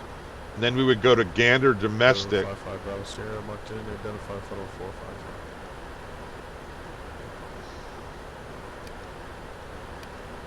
Gander Domestic somewhere in here. And they would, but we would be getting our clearance generally from CPDLC.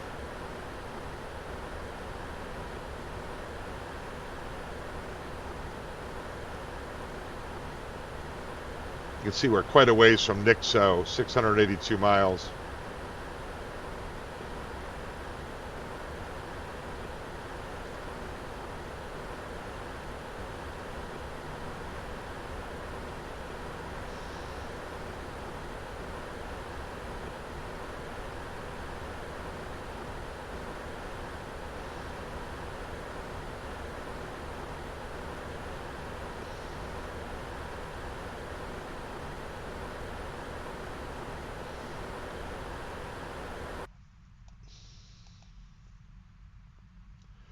32.2.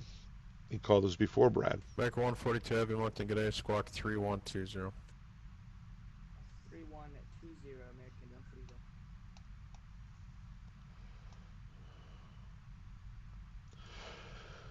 140.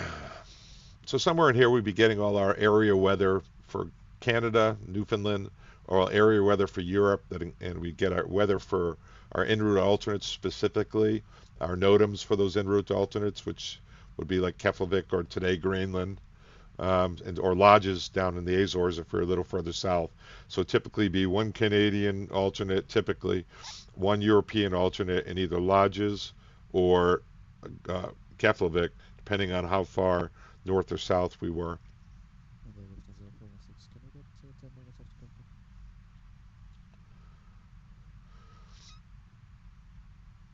So guys, 46 previous question. Report back. American 142 squawk it in. I get 142.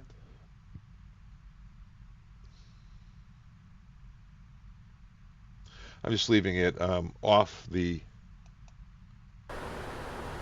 cockpit. I'm clicking on the V-pilot just so it's a little quieter. 142 identifying flight level 350.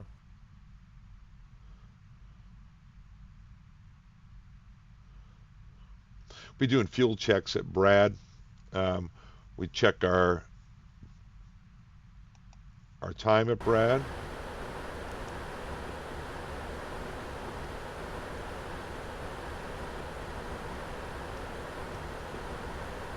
Against our flight plan. And if you wanted to find your position report,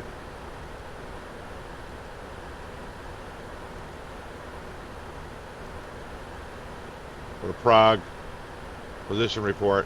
We were at Brad at 1738, flight level 360, Nixo 1859, next is 4850.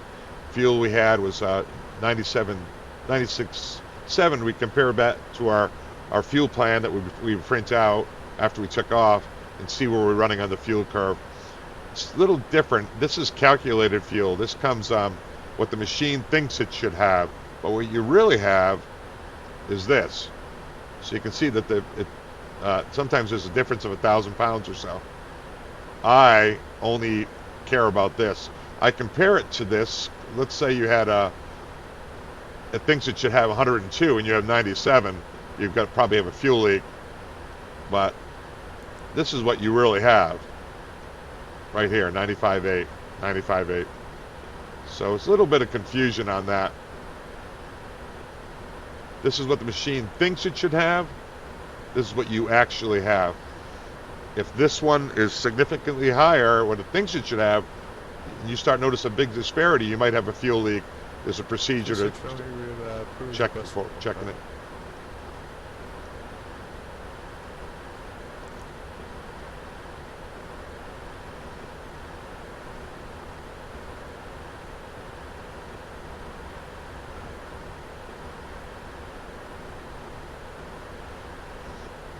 Looking at the V-pilot to see if there's any indication at all of Gander. Messages. Like I'm wondering if I could put in my clearance here, request clearance on here to Gander. But I don't think we have anybody manning Gander at CYQX tonight. Obviously for the across the pond events, you have full staffing for Gander, Sandwick, everything as you make the crossing.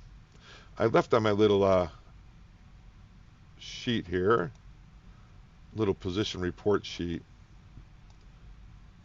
that you could print out, and I'll leave a link to this in the description.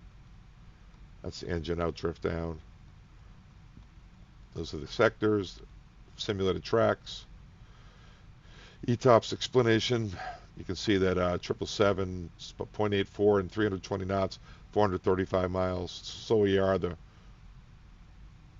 lower the 60-mile difference earlier, and ETOPS. Request an Oceanic Clearance. Don't know why that didn't work. So Gander Oceanic Knowledge Base, right?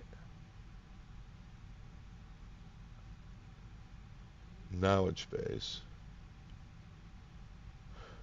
After you've logged into your VATSIM account and you're provided and you're an active pilot, you will see this drop-down menu on the home page. Nope.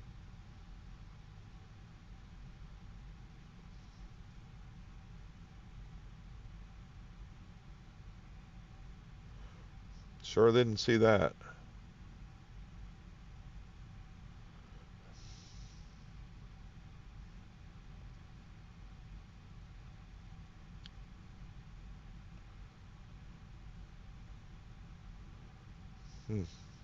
Anyway, this is how you would request a clearance. Like I said, I'll leave a little link with this. I'll put as much of this as possible in the description. There's a simple, off that link that I had up here up top, if you go to this format, you can, I'll leave it up here. You could freeze it or take a picture or a screenshot of it. You could print out position reporting sheets that you could use if you wanted to. Right here.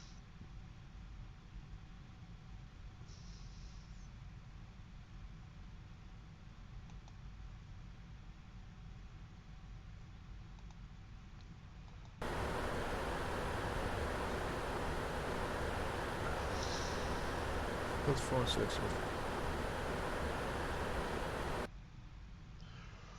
That's a trick when I can't hear when the cockpit noise is too loud, and I thought I had it solved. I can just click on the vPilot, and that dulls the cockpit noise. Helps a little bit.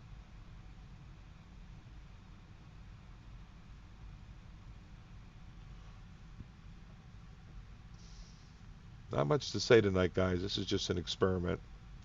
Not even sure I'll publish this one. I'm really just down here trying to see if I can get an Oceanic Clearance. How to do it.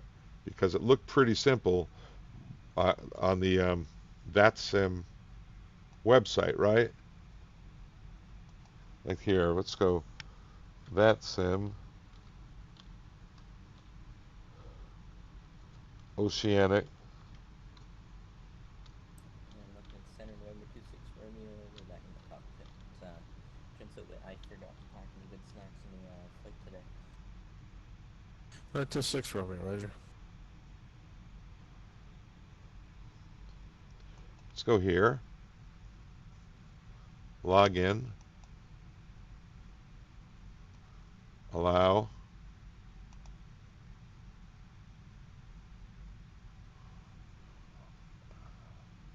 Accept the privacy policy.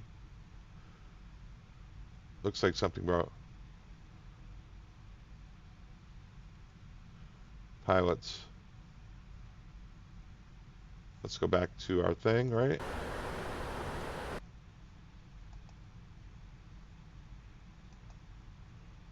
Oh. Error code, go home.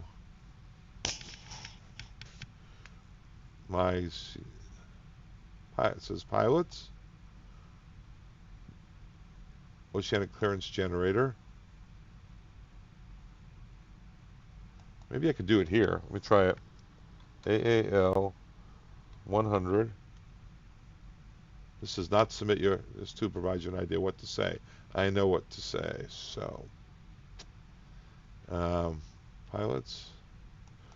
How about ATC? Knowledge base.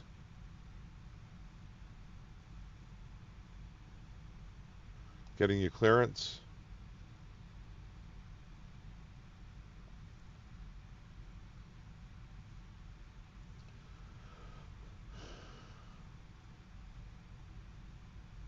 I know how to do all this, get my clearances. I just have to find out where.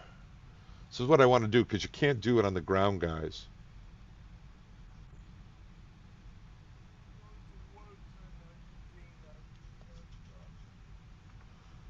Northwest 1999, marked it, Roger.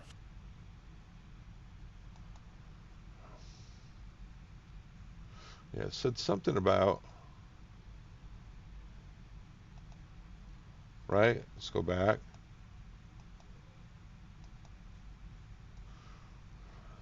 TC.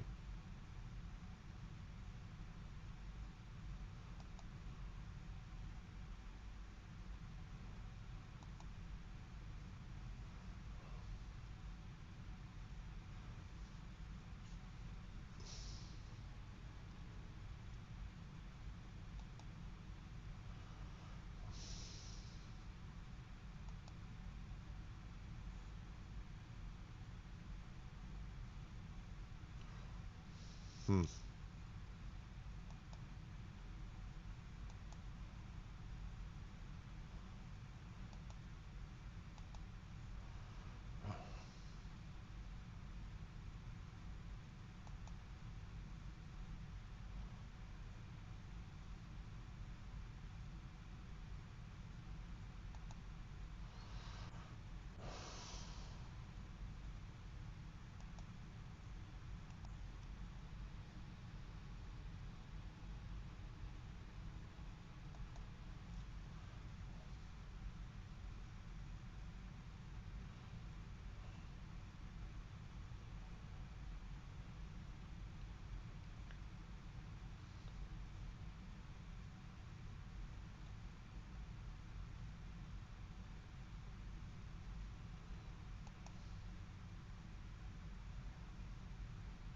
Hmm. Yeah, I don't know.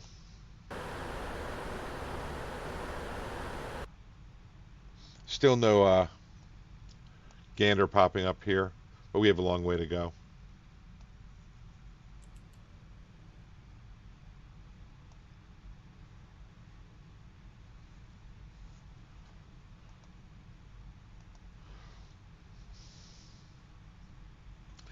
Yeah, I probably won't publish this because I don't know what I'm doing. But I obviously have done thousands of crossings over, maybe not a couple thousand over the years. I do it a few times a month, several times a month, whether I'm going to India or Doha or London or Milan or Rome, any of those places. You know, we're crossing the North Atlantic. Oh, North Atlantic Flight Service 319. Huh. So it looks to me like maybe a Gander freak just popped up.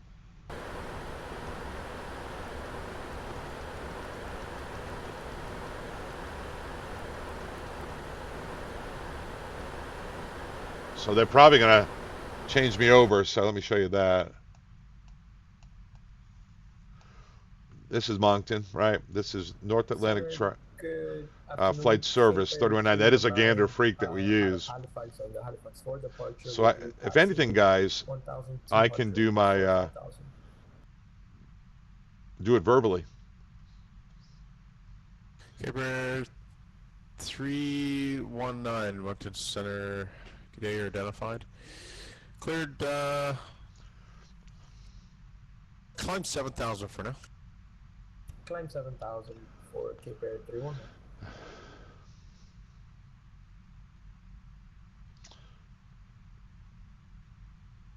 So my request to Gander Oceanic, if they clear me over, would be Gander Oceanic American 100 Heavy. We would say CPDLC in the real airplane, but we don't have it tonight. Estimating NIXO 1859er, requesting track Victor, flight level 360, Mach decimal 84, Able, flight level 380. Able is, you're asking for 36, but you're able to go up to 38. Let me see if that's something I would say. And then when I read it back, I'd say my track message indicator, TMI is 129. Right now we're good to 37 only. So 360. I won't even tell them 37 max. I'll just leave it at 360.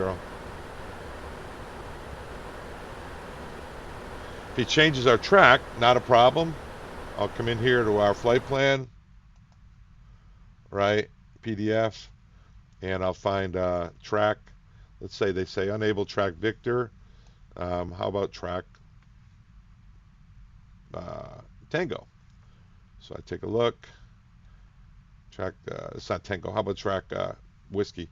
And that'll be ported. I'd have to Cape Air build 319, you're cleared. this. Did you want to go via flight plan route, or did you want Guys, these east levels are the levels available: 34, 35, 36. We're going to request 36. Cape That's Air one of them. 319 is cleared. Also, Summerside. this track message is good until Okay, 8Z, so you have to be on the track no later than Cape May Air 9th, 319, 8Z, sir, you're cleared direct Fox. 4 a.m. New York time. Fox Harbor. Cape TMI, Air 319. if for some reason you can't get a hold of, but via automation, you can make a phone call here. Data link equipped flights not logged on to domestic airspace prior to entering Gander must initially log into Gander. Clearance delivery frequency assignment. Put the 32.4, 33.4, 34. Okay, okay, so these are the different frequencies that you could use to get your oceanic clearance if they don't give it to you on 31.9, which I think they will. Normally they don't. You get it automatically. Yeah.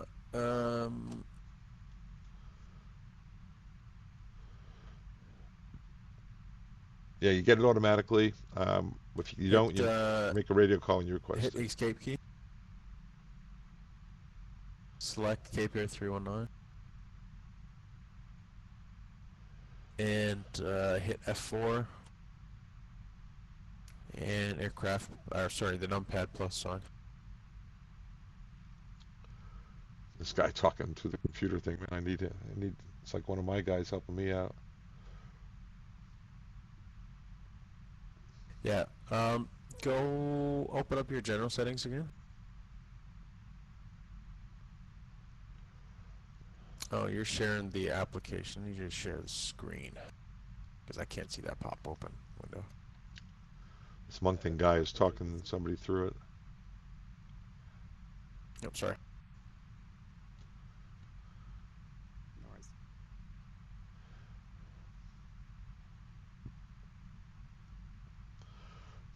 Not much to do here. What we would be doing to keep busy is we would do the 435-mile circle on the fixed page. Let's do that. CYYT, fix. So this is to start identifying when you would be outside into the ETOPS airspace. And the next page, it's saying Sanderson.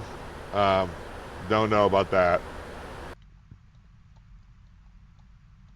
As far as the ETOPS goes, hold on a second. BGSF. Yeah, it would probably be Keflavik up here. I guess Shannon, BGFF. So let's just go EINN. That's an equal time point, which means up here we're going back. Here we're going forward to Shannon. EINN. Let's just use EINN.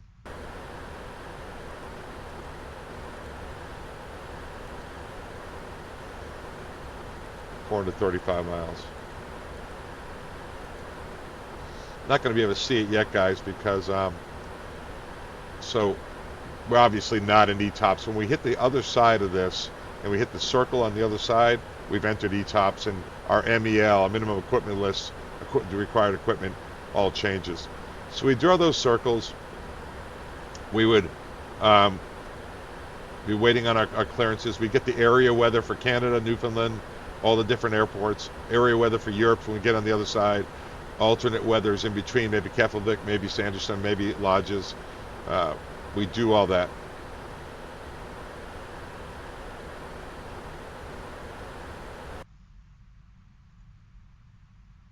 Okay, 621 Mach Center, Roger, stand by 1.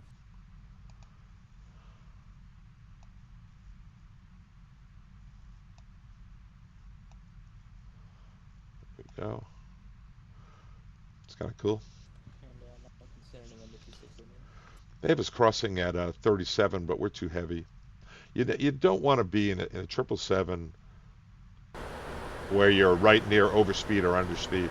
So this thing says our max altitude is 37.8. We're going to request optimum is 37. Yeah, I guess we could cross at 37. I like to be 1,000 below our max, which we should be. I'll cross at 36. I'm more comfortable with that in case we get into any bumps. I'm not putting a lot of effort into the... Oh, I just turned that off. Yeah, I don't like how on the P3D when you move around you shut a lot of stuff off. You just have to get better and better. Correction, November 26 Romeo, descends 6,000, Charlottetown, Altimeter is 2962, 190 approach, but...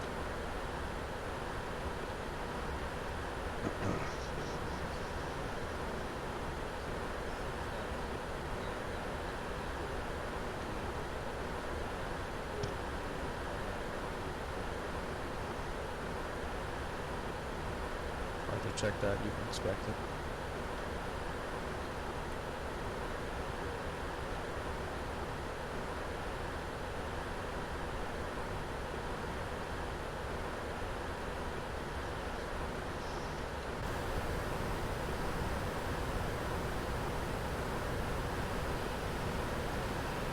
Can 61 clearance ready.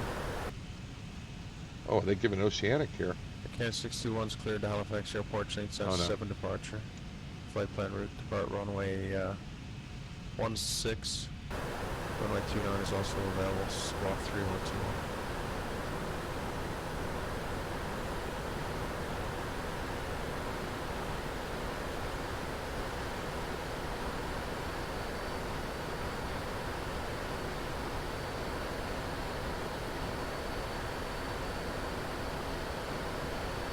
Squawk 3121.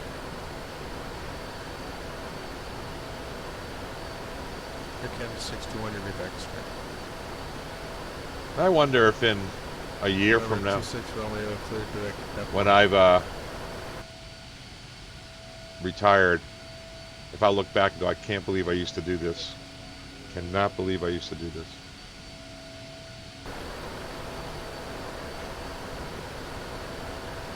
What a beautiful model. PMDG rock.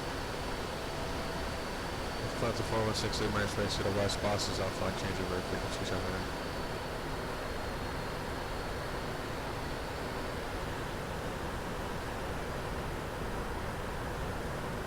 Express 22, 1 ready to send 6,000, same channel, altimeter 2960.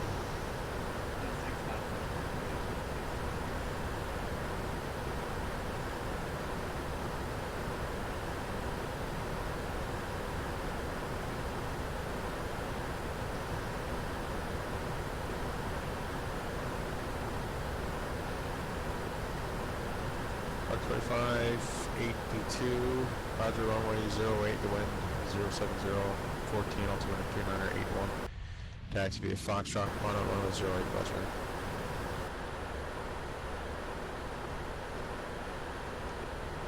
So guys, we shouldn't have to read back the whole route when we get it.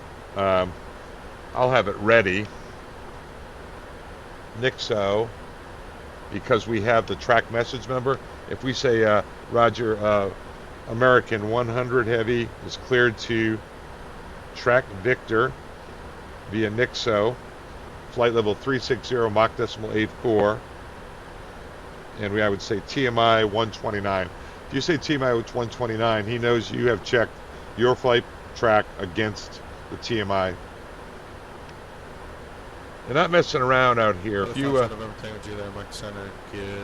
make a nav error, your company gets very penalized. 150, 13, gust 18, altimeter 2950, squawk 3122, taxi the apron, hold short runway 11.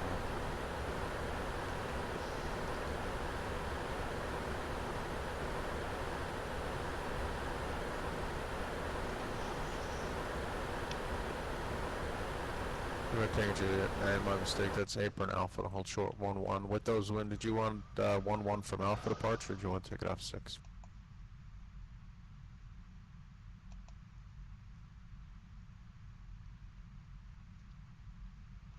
I'll just take it off 6 for now. Just looking over the flight plan, guys. Yeah, track Victor, LSOX, Everin, LSOX, Everin, LSOX, Everin, Jetsy.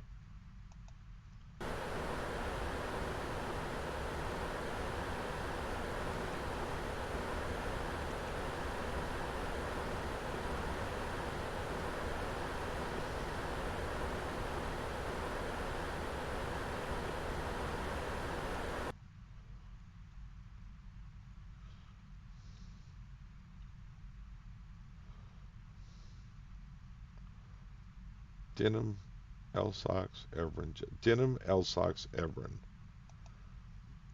Denham, LSOX.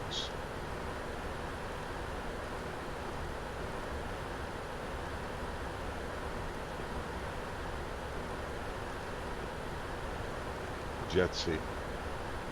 Hawk 2365, runway 08, the wind 07014, altimeter 2981, taxi to Foxtrot.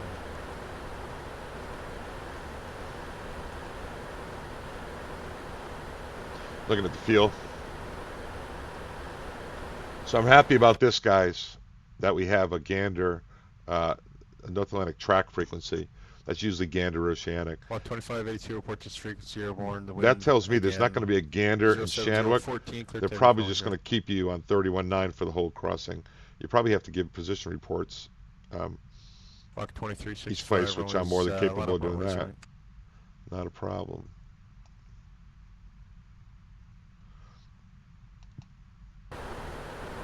Yeah, so just wanted to get out here and flail away. Correction, taxi runway 11, backtrack, run up runway 06, Flail away I am. So that's our oceanic entry point, Nixo. Nixo, that's our point after. A lot of times they'll clear you direct to 50 west, but so a position report would sound like this. Once we, let's say we went over Nixo and they want a position report, we would say, again, they're American 100 position. Go ahead, American 100, Gander. American 100 position, Nixo. Delta 221, Mike Center. And what you do is you kill the Nixo 1859 on flight level 360, estimating 48 north, 050 west, 19er. Next is 49 north, 040 west, fuel on board 89.6. Or if you wanted, you go to Prague, position report. Once you pass Nixo, it'll be written out. First, if it was Brad, let's say, tank. I'm just listening because he's talking. Gander, American 100 position. Go ahead. American 100. Brad, 1758, flight level 360, estimating Nixo, 1859er. Next, 48 north, 050 west, fuel 96.7. That's it. Flight level 190, you're cleared direct Gander Airport. So that's the trick, guys. You can come down here, go to Prague, position report, and just read it, basically. Get a 621 runway 2, Christian, runway 16. We have sheets we fill out with position reports. We have circle and tick procedures we do when you cross a point. You're double checking with the other guy, the varying in distances, and the crossing fuels, and the oxygen, and the oil. You do that together as you approach a point, pass a point, then the 10 minutes out after that point, you make sure you're tracking LNAV, VNAV. You have 00 on your drift on the course, right there, 00, 00. So you go LNAV, VNAV, 0 drift, and that's it. Mark 2365. And then midpoint between the two, between 50 west and 40 west, let's say, which 45 west, you do another check, LNAV, VNAV, 0 drift, and make sure the fuel looks like it's reasonable. So make sure you don't have a fuel leak, because the points are an hour apart, so it's a long time not to be checking your fuel. And I'm very encouraged about this, guys. 2464, Moncton. Yeah, Moncton, Walker 2464. We have local weather at Gander, expecting runway 13, and we'd like to request the RNAV 13 full approach from Cockpit.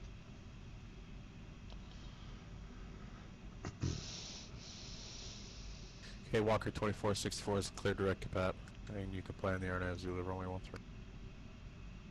Direct Cockpit and expect the RNAV 13. Thank you, Walker 2464. Okay, Express 222, what's your planned approach to runway 16? You want the RNAV or the ILS? Express 224, clear direct Presto.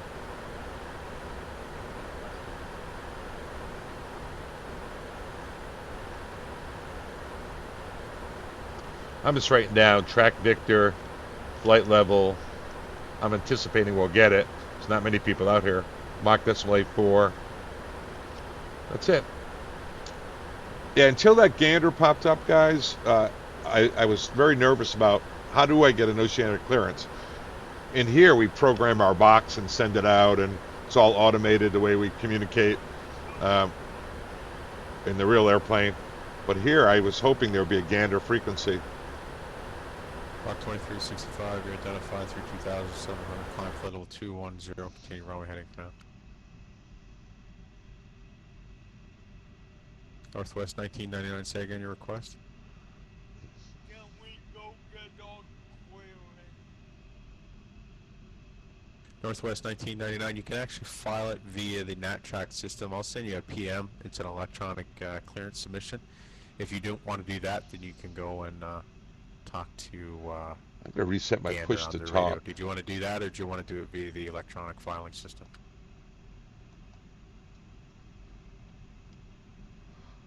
I'm going to do my trigger on my stick. Okay, stand by.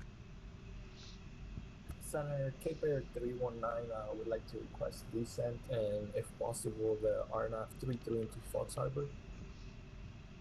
Cape Air 319 is clear to Fox Harbor via approach. The nearest altimeter is Charlottetown.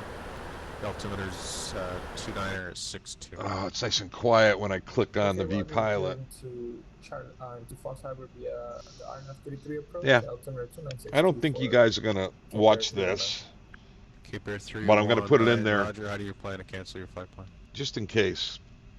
It's kind of our introduction. I thought that maybe as a community, we would all prepare. I'll do a few of these crossings. I got to do a little scouting mission for you. Consider this recon. I'm doing a recon mission for you. You probably already know how to do all this. I know Benchy does.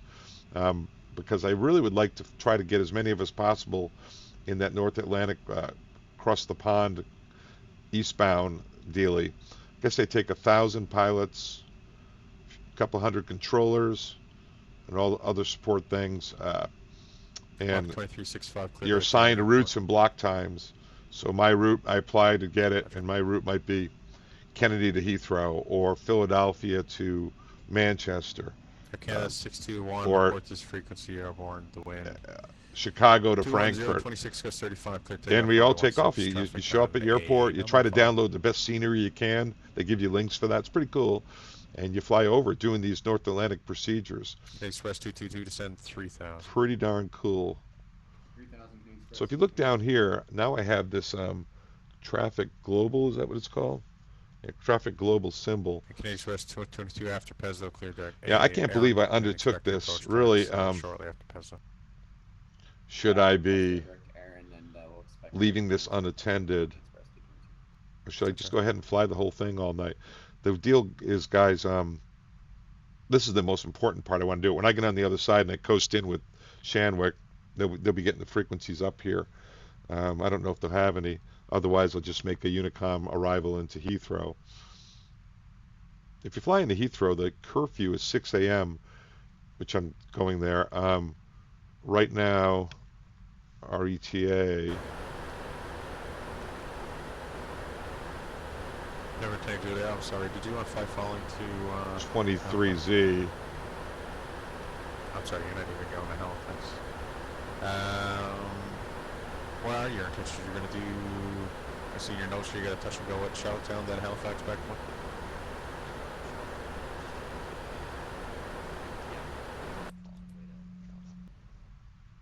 Never take Julia, Roger. Charlottetown altimeter is 2962.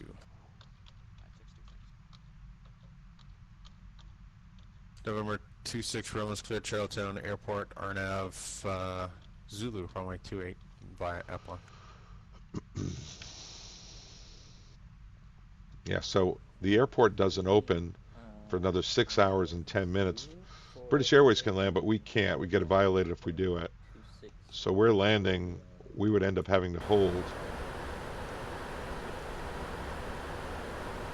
Okay, this sounded like a readback with a question.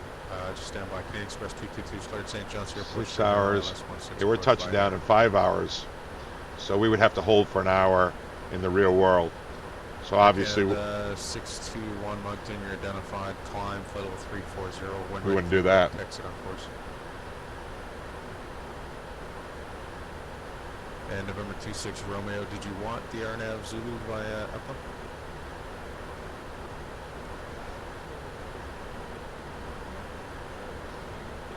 That was strange with the power going way back. It's almost like, Okay. I don't know. It's We had VNAV maybe the same engaged, approach, but, LNAV November engaged, 26 Romeo is cleared to the and Charlotte the Airport power at came. Yankee It was runway accelerating, via EPA. and as it came through flaps 5, the power came all the way back. Don't know why. But anyway, we figured it out. Sat there and lowered the nose and accelerated, got it cleaned up. But that should not have happened. So I'm a little confused as to why it did that. That's my mistake. I had you wrote down the main character, just didn't see my note.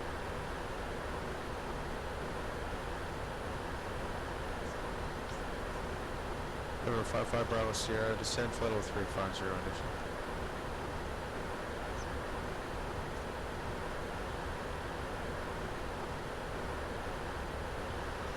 Indian Express 222.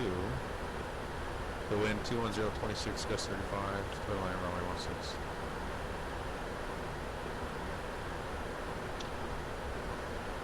Walker 2464, one ready to descend 10,000, the Gander altimeter. I wonder if I can go over to 31.9, right? It says North Atlantic Track flight service, because you can request 90 minutes prior. Delta 221, descend 10,000, right. Halifax altimeter is...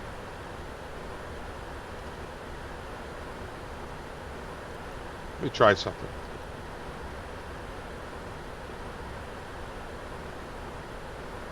An Oceanic American 100 heavy. American 100 heavy.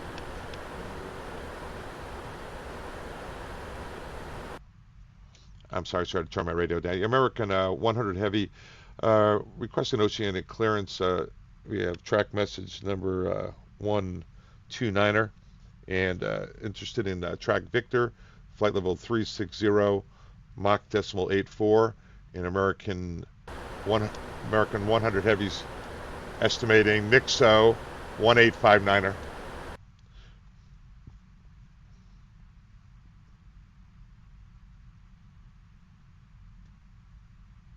American 100 heavy. Stand by for clearance. Stand by, American 100 heavy. I better toggle up my Moncton frequency. And I'm going to put this again. So, Zero Kilo Sierra. We just passed over Dole. all right, guys. So I'm monitoring Moncton, and I requested on Oceanic. 00 Kilo That's what Sierra, this. Shanwick radio. Hello. Do you have CellCal enabled for your flight? Oh, he's pretending he's Gander and Shanwick. November 0 Kilo Sierra, negative. Roger, November 0 Kilo Sierra.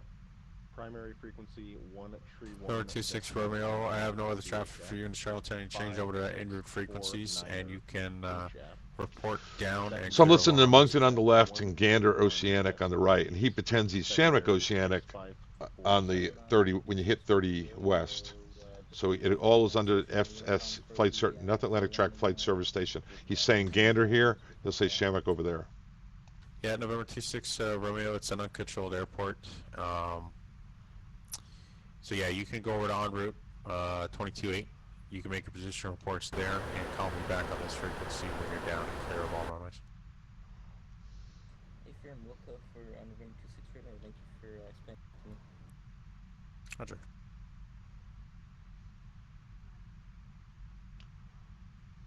American 100 Gander radio. Clearance available. Advise ready. American 100 is ready to copy. November 55 American Bravo Sierra, 100 turn 20 is degrees cleared right, to descend London Heathrow. 6,000. From NISCO, maintain flight level 360, Mach decimal 81. Okay, American 100 is cleared via track Victor from Nixo, maintain flight level 360, Mach decimal 81. And TMI number 129 for American 100. Thank you. American American 100, your readback is correct. Are you cell call enabled for this crossing today? You know, it's my first time doing it out here, sir. I do have a cell call on this thing. It's Alpha Kilo Charlie Quebec. I'm not sure if it's enabled.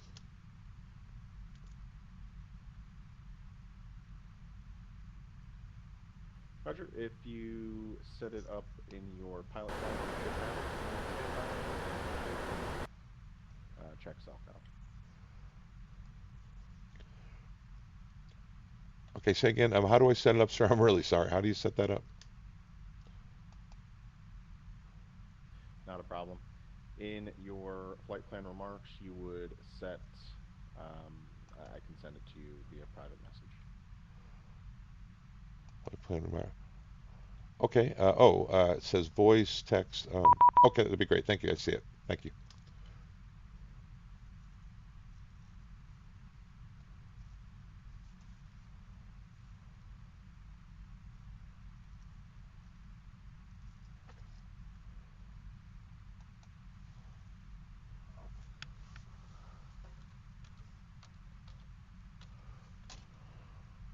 And American 100, cell call has been sent. Confirm receipt.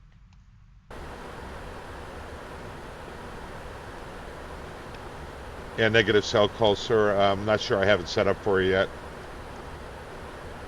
Okay, no problem. Just in the future, when you do connect, in the same place you select your call sign, there will be a box to set your cell call. Okay, I'll look it up right now. Thanks, sir. And American 100, you can now return to domestic frequency, and your first position report will be at NIXO. Okay, we'll call it NIXO. Position report, American 100 Heavy. Thanks a lot. Flight plan. So, guys, I better toggle up Moncton. All right, so flight plan. IFR. So this is KJFK. Let me just try something, guys. KJFK EGLL. Boeing 860 Papa Sierra. Have your clearance advisor ready? Go ahead, sir. Boeing 860 Papa Sierra is cleared to the Halifax airport via flight plan route Squawk 3123 and climb 5,000, expect 4,000 minutes after departure. Okay, Boeing 860 Pop Stairs cleared to the Halifax Airport via as filed. Squawk 3123, climb at 5,000, 4,000 to 10 minutes for Boeing November 860 Papa Sierra on the ground at Port Hawkesbury, requesting runway 29. November 860 Papa Sierra, okay, I checked that. Your clearance is canceled, if not airborne, by, let's call it 2315. Time now 2300. Change to the local frequencies. Call me airborne. All right, I understand. Cleared, canceled at 2315, if not airborne by then, and I'll give you a common traffic advisory, call you in the air for 860 Papa Sierra. Thank you. Sure. I'm just messing around with this here, guys. Departure time. Don't even know. Current time, 11. So departure time was like, I don't know what it was. How long we've been airborne for, guys? Hold on. November 55 Bravo Sierra is clear direct Pesdo. Clear direct Pesdo, November 55 Bravo Sierra.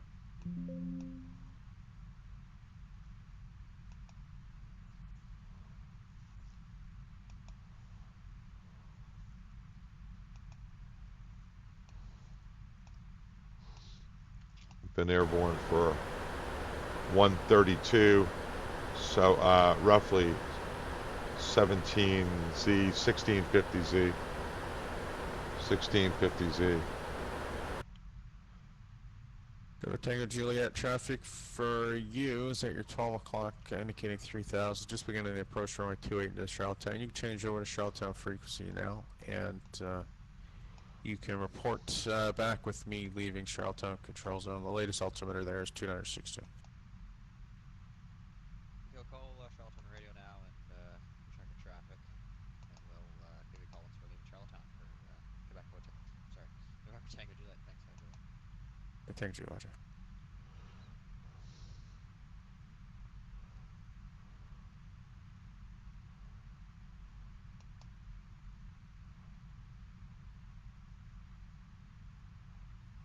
Center, breathing Skymaster Charlie Quebec Whiskey Premier looking for clearance for Halifax International.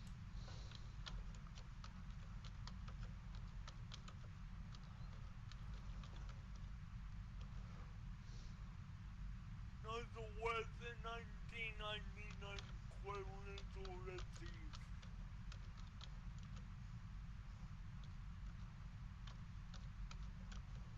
Northwest 1999. I'm sorry. Could you type that out for me, please?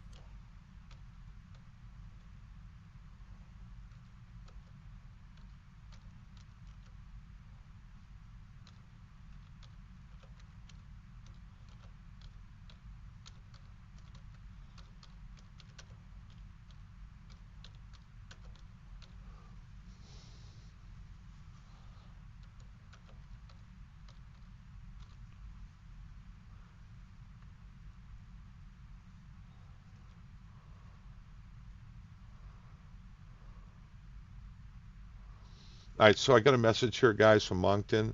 Automated message, clearance received. Northwest 1999, Roger. Do you have any altitude changes in your clearance? Yes, requesting 370.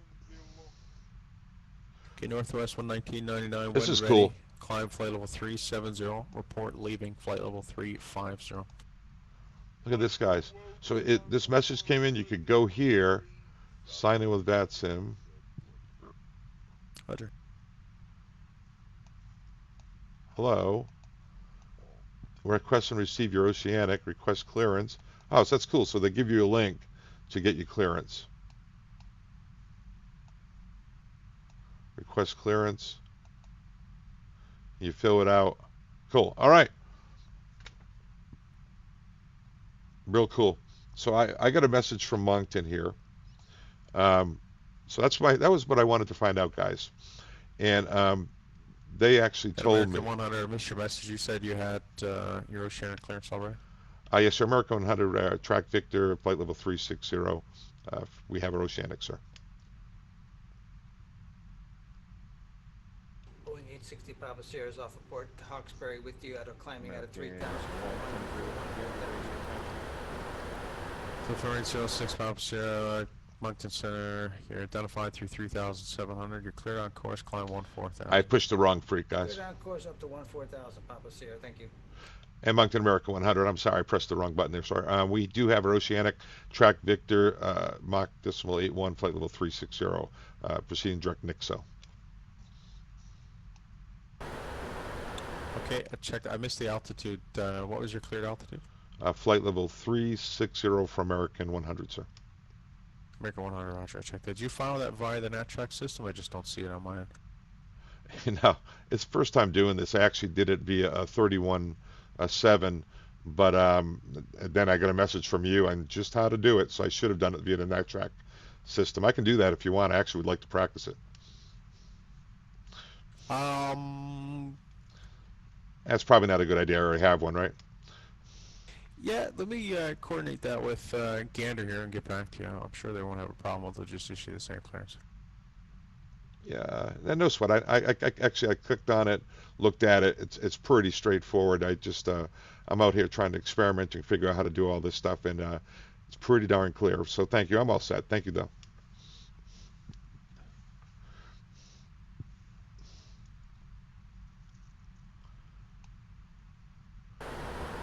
That's cool, guys.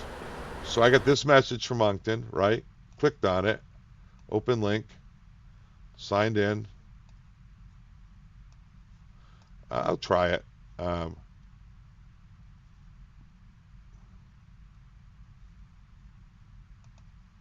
Quest clearance, right? 4860 Pop Sierra Halifax altimeter will require 100 EGLL. Looks like they landed 32. All right, I understand 55 360. and 32 for Papa Sierra. Thank you. Maximum flight level 370. American 100, Gander approves that, so if you want to try it out, you can go for it. That's great. I'll fill it out. Thanks a lot. Appreciate it. Digits. Walker 26, correction 2464, descend 6,000. Got it, 6,000, Walker 2464. Look at this. Look at this. NIXO. I'm loving it. That's why I came here. That's my time arrival, 1859. 129. Look at this. Free text.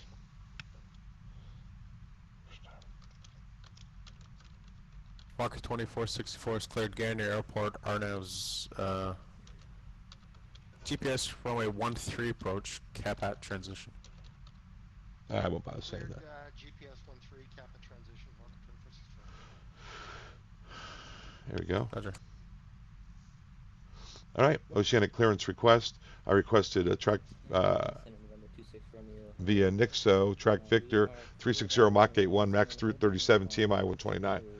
So that's cool.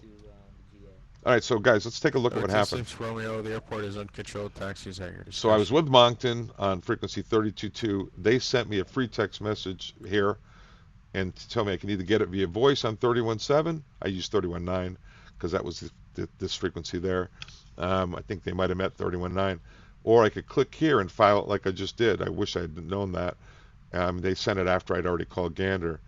So you can either go to voice, you'll see the flight service, and this guy's pretending he's Gander. Out here at 30 West, he switches over to Shamwick. I heard him say it. So pretty darn cool.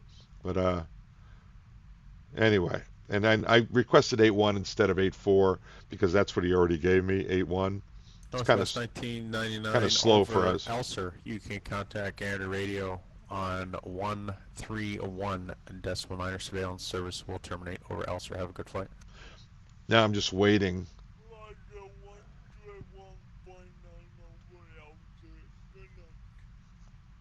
Hey.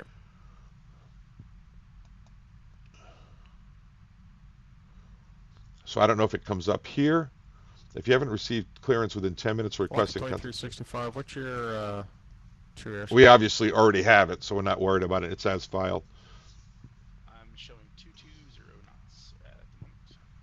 True airspeed 296. Sorry. Yeah, interesting. They That's 296 true. Yeah, true airspeed 296. Flight service is operating at 31.9, which is Gander. I know that from flying there. He told me 31.7. Skylink 125 Moncton Center. Good day. Squawk it in. So that might have been that's an automated message, so I don't really know. Probably either frequency would have worked. Moncton Center, hello, Air Canada 326 is at flight level 370. So I don't really know where, if he's going to redo my clearance. Northwest I doubt it. 939 Moncton Center, Roger. Moncton Center, good day. SoCal 125, you identified flight level 410. Now I'm not, guys. 326 I have to hard tune my Center Canada Mach, 651 is level at 3. but I don't want to do it right now because my Nixo estimate was for correction, Rouge 119 was for 1859er. If I go to 8.1, it might change it, so I'm just going to leave it, and I'll go 8.1 as we coast out. And as far as the squawk goes, guys, 3114. 30 minutes after Nixo, you change over to 20 to 2000. 125, one rated to set 10,000, the Halifax altimeter 200.55. When ready descent 10,000 55 Skylink 125. I'm sorry, Skylink 125. I don't know where I got Silk to. Yeah. Confirm Skylink. Number 55 Bravo Sierra cleared St. John's Airport. Straight in ILS. So I took you guys along for a little joyride here, trying to figure this out. Number 55 Bravo Sierra, Roger, report. So what I'm going to do, guys, I'm going to coast out with Gander. We're going to talk about engine out. Inbound. Can you confirm your ETA at Nixo? I see you previously estimated 185 should be in UTC time. 2464 report turning final. 185 time. Right now.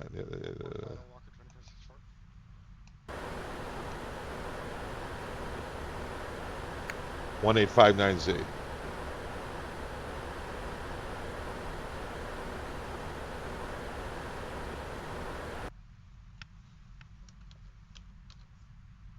Walker 2365.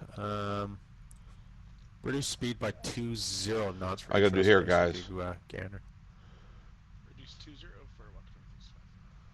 Oh, you know what? My clock is off. 326. You're identified flight level Look at that. 3711, ready to descend 11,000. Halifax altimeter 2955. Yeah, my UTC, my clock is off.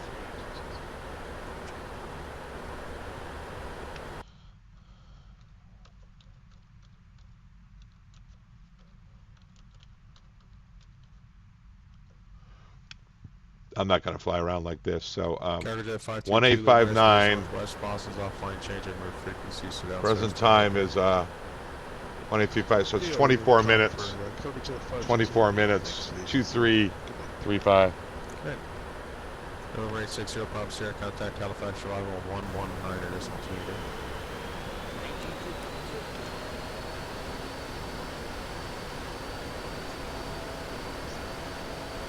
November 55 Bravo Sierra, Roger. Further discrepancies is at your discretion. The minimum sector altitude is 2,900.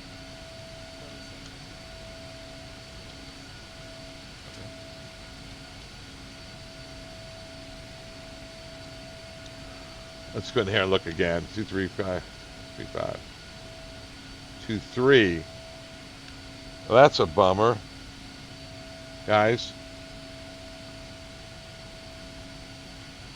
Look at that.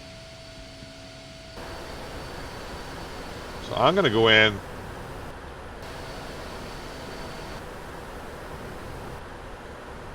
And try to change my clock. Wow, wow, wow. Rouge 119, say Mach number. I don't know what's going on with this thing, guys. Rouge 119, maintain Mach decimal 78. Woohoo! Or Mach 78 or less. All right.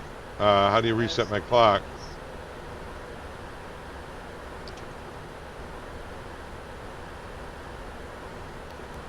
Clock.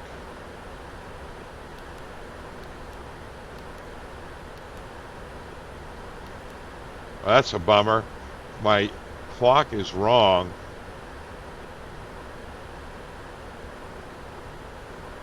That makes perfect sense. How did that happen? Wonder if I can reset my clock through here. ACS 121, right center, good day, squawk 3124, Aircraft landing, Gander information, echoes not available, altimeter 2969.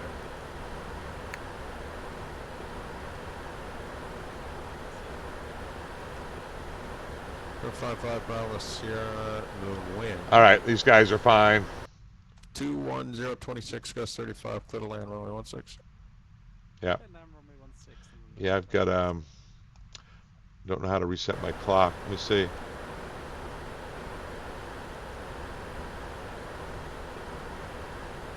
Cabin lights, pushback, payload, fuel.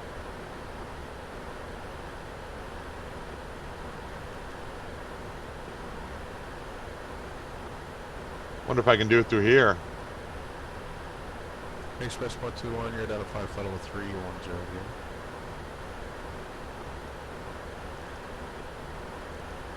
Air Canada 621, confirm squawking 312.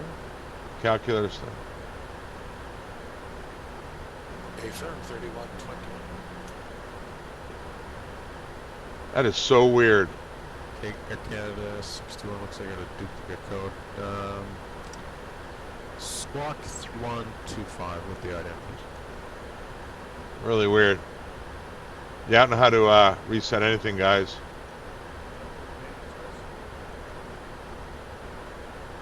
Air Canada the other clock on the 200 is pretty easy to reset. And Air Canada 621's re-identified 3-4. And they're cool with our estimate, guys. Clock. This is just doing elapsed time.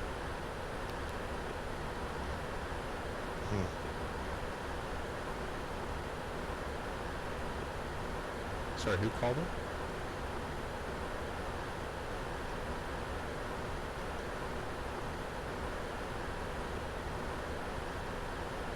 Walker 3497, Mike Shannon, good day, squawk it in.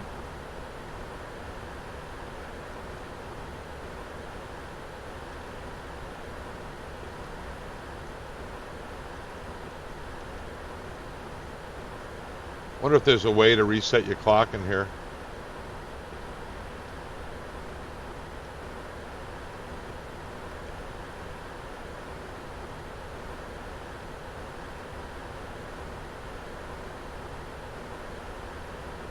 Okay. So we got our clearance, got our Oceanic. Clock is wrong by a lot. Block 3497, you're identified, funnel 33. That explains why, yeah, those times were all off. Problem is, I'm going to have to look up how to reset this clock here. Yeah, the 200, it's very easy. Block 2464, wind. Wind 14013, clear to lane runway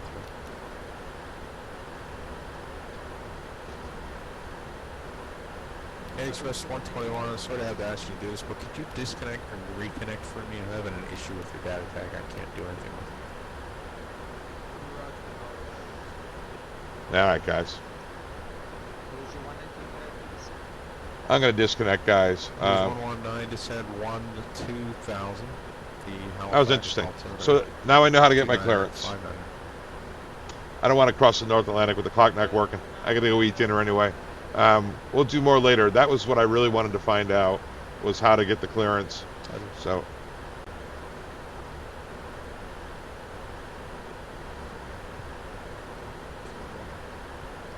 maybe I should probably do a position report at NIXO.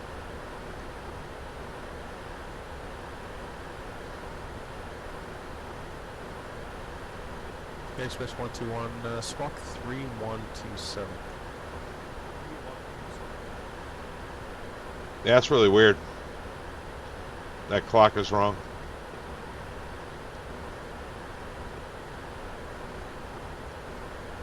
It's almost like it's set in local.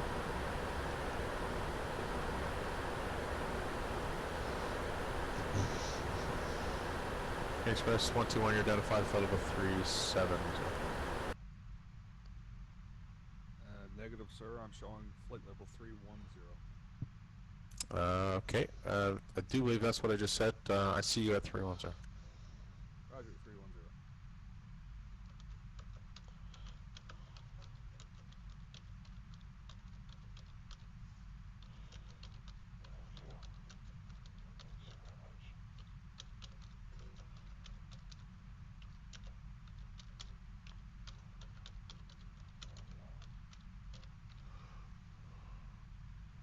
All right, so I'm going to send a message to, first of all, these guys. Right here. Enter. And Moncton, same thing.